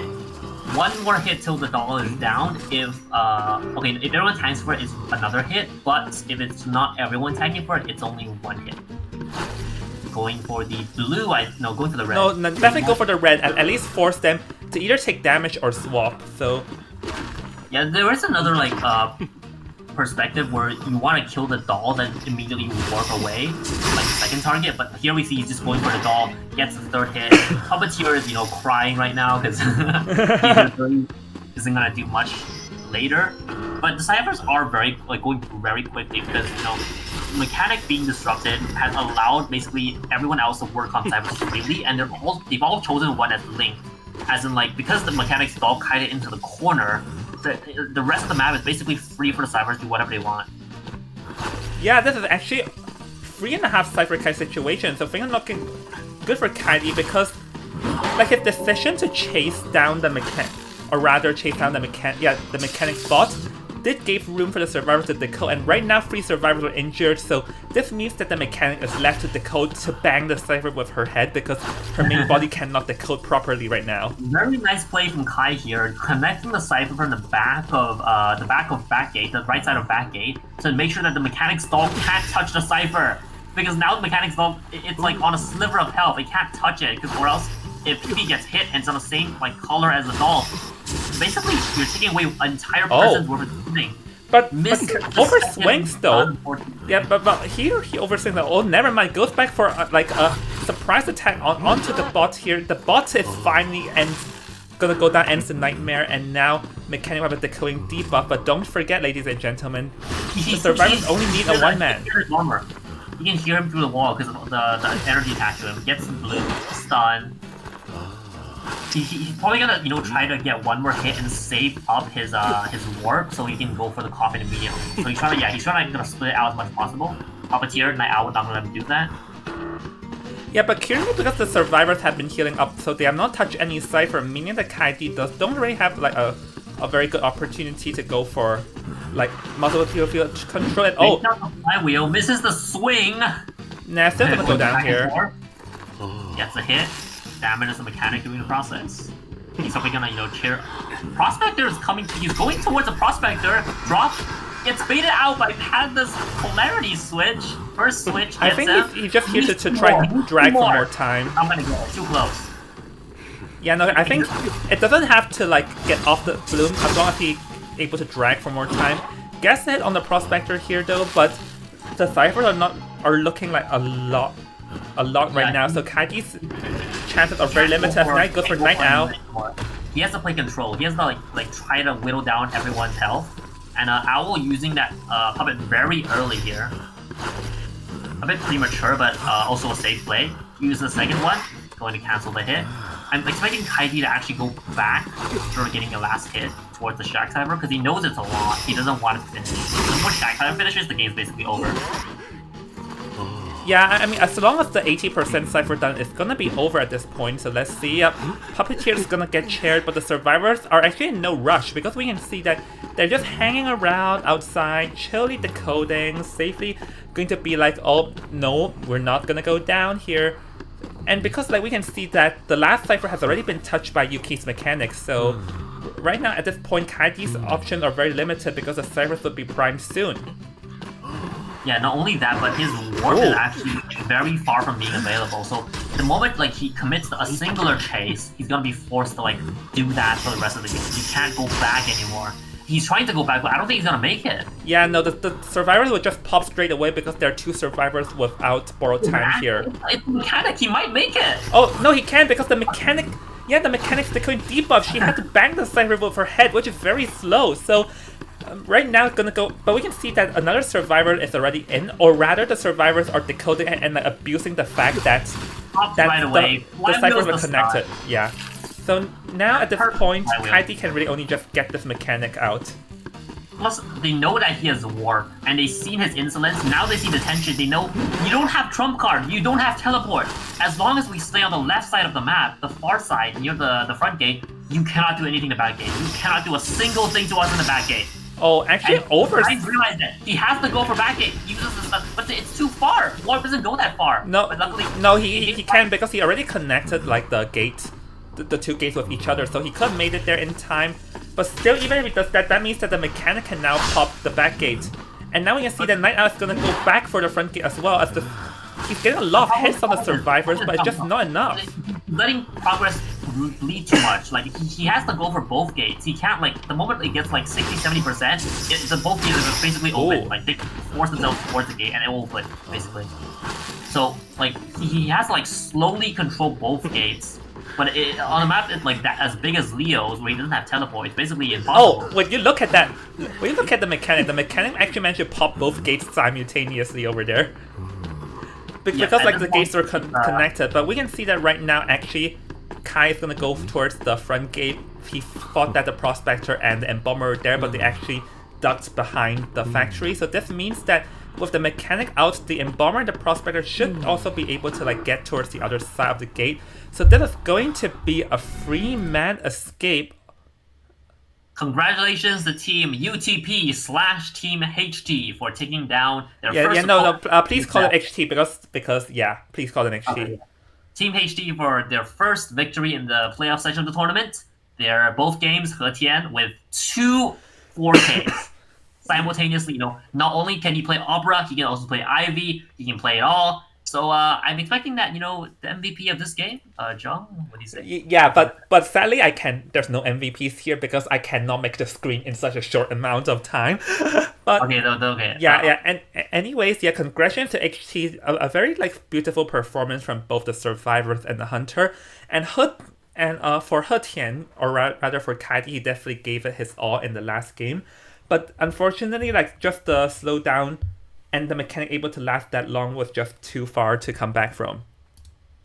Yes, the pressure was just too much for Hermit. Not only was the first kite actually quite long, but they only have one escape needed. So yes, it's a bit hard for Team ATG to come back from that.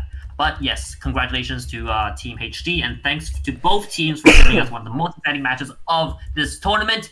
Stay tuned. The ATG's run is not over yet. There's still a lower bracket. Yep. There's going to be a lot more exciting content coming tomorrow as well. So yeah, hold on. Yeah, it's not done yet, Bunny.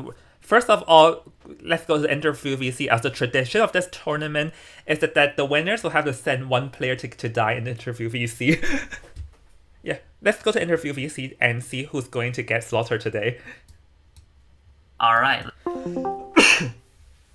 Yep. So for like a quick update for ATG and also Team SG who lost, they're gonna be at the losers bracket as they're not out just yet. They can still like fight for a chance. I just heard something that Yuki was last to our VC, so she would go. Well, that's a well. Panda tried to volunteer Yuki to come, and Yuki's like, nope. So let's just see them figure it out. And hi, and next, welcome back from the undead. Welcome back from the dead. I'm alive. Of course you're alive because you are undead. You're the undead of this tournament, NX. Fair. Yep. So while we're at it, I'm just gonna go into a quick sneak peek onto the matches tomorrow. Is that we'll have the other 4 teams play, and they're gonna be in the losers bracket because like I held a qualifiers off camera, and they were the second place of the group, which means that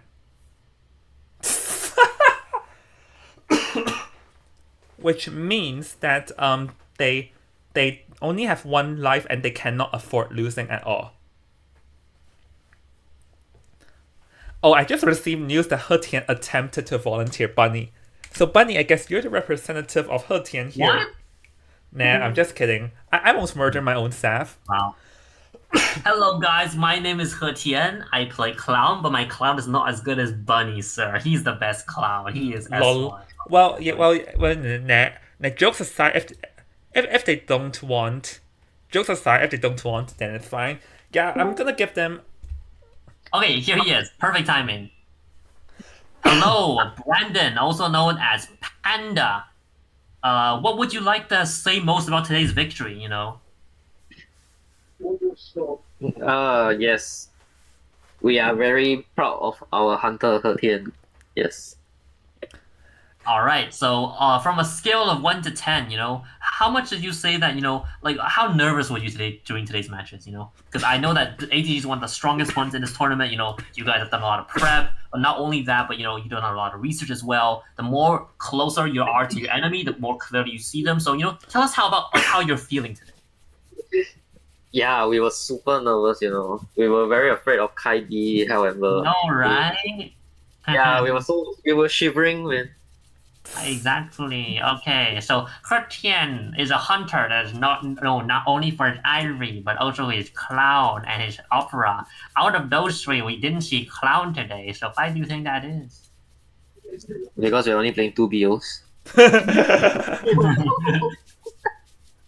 Who knows? Maybe one day we can get to see the clown because He Tian's clown is also amazing. Maybe we can see it one day, right? No lah, his clown suck lah. He got 4 run by FT. Oops. Well, that's Brandon, anything you would like to tell to the stream? You know, anything just before we go? We're about to wrap up, so just to say whatever's on your mind to the team. I would say good job to ATG. It was a close fight. I would say by the survivors played very well, and their hunter Kai D was very interesting. They shocked us by his picks because Kai D is known as a S Hell Ember. So during all our BPs we were always worried about the Hell Ember. So it was very shocking to us when he picked like Hermit and Opera. Yeah. Well, one thing I want to add. Yeah, one thing I want to add. So yeah, your next opponent is going to be VC next week. So prepared against it.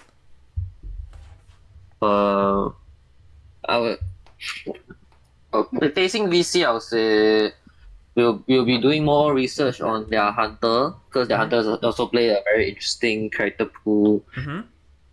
But I wouldn't say it's a very big issue for our survivors and our hunter. So, but we'll just do our best, play how we play normally, and see how it goes. All right. Yep. But Bunny, anything you want to add? I think that Panda might actually be kind of good at IDV, you know? At first, I didn't want to believe it, you know? He seemed like just a casual player, but seeing today's performance has actually really changed my opinion on him. I thought he was just, a casual IDV player, but today we've seen that he can actually play very well on a multitude of characters.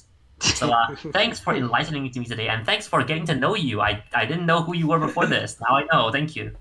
I was just a random in rank, then I got put in the team. Exactly, right? Like you kept dying to me in rank. I was like, wow, this guy is ass. Oh, this guy is not that great. but now your clown keep getting 4 RAM like us. Yeah, that happened like once. I solo match you also can lose. Wow. I come back from retirement. Can still beat you guys. It's okay. I know better clowns than you. Thank you. And then name one clown better than me. I can name a few. Okay, go ahead. Okay, so Don't Treat Mimi is a very good clown. Yes. Hertian is worse than mine. The Team SG, the Carl. Wow, he's clown. Wow. Okay. You've gone back from being a slightly known player to a random. Okay. Thank you everyone for tuning into the stream today. I think that's all we have for you today. Yep. We've got 2 more exciting matches for you tomorrow. We're gonna have the best commentators, especially this guy here, Panda. He's gonna be commentating tomorrow actually. So just tune in for that. It's gonna be very exciting. We're gonna join you in tomorrow as well as the week next week, where we are going to have our semi and quarter and then finals. Yeah. So keep tuned to IVR, and I hope you enjoyed today. Thank you, everybody. It's IMR. Anyways,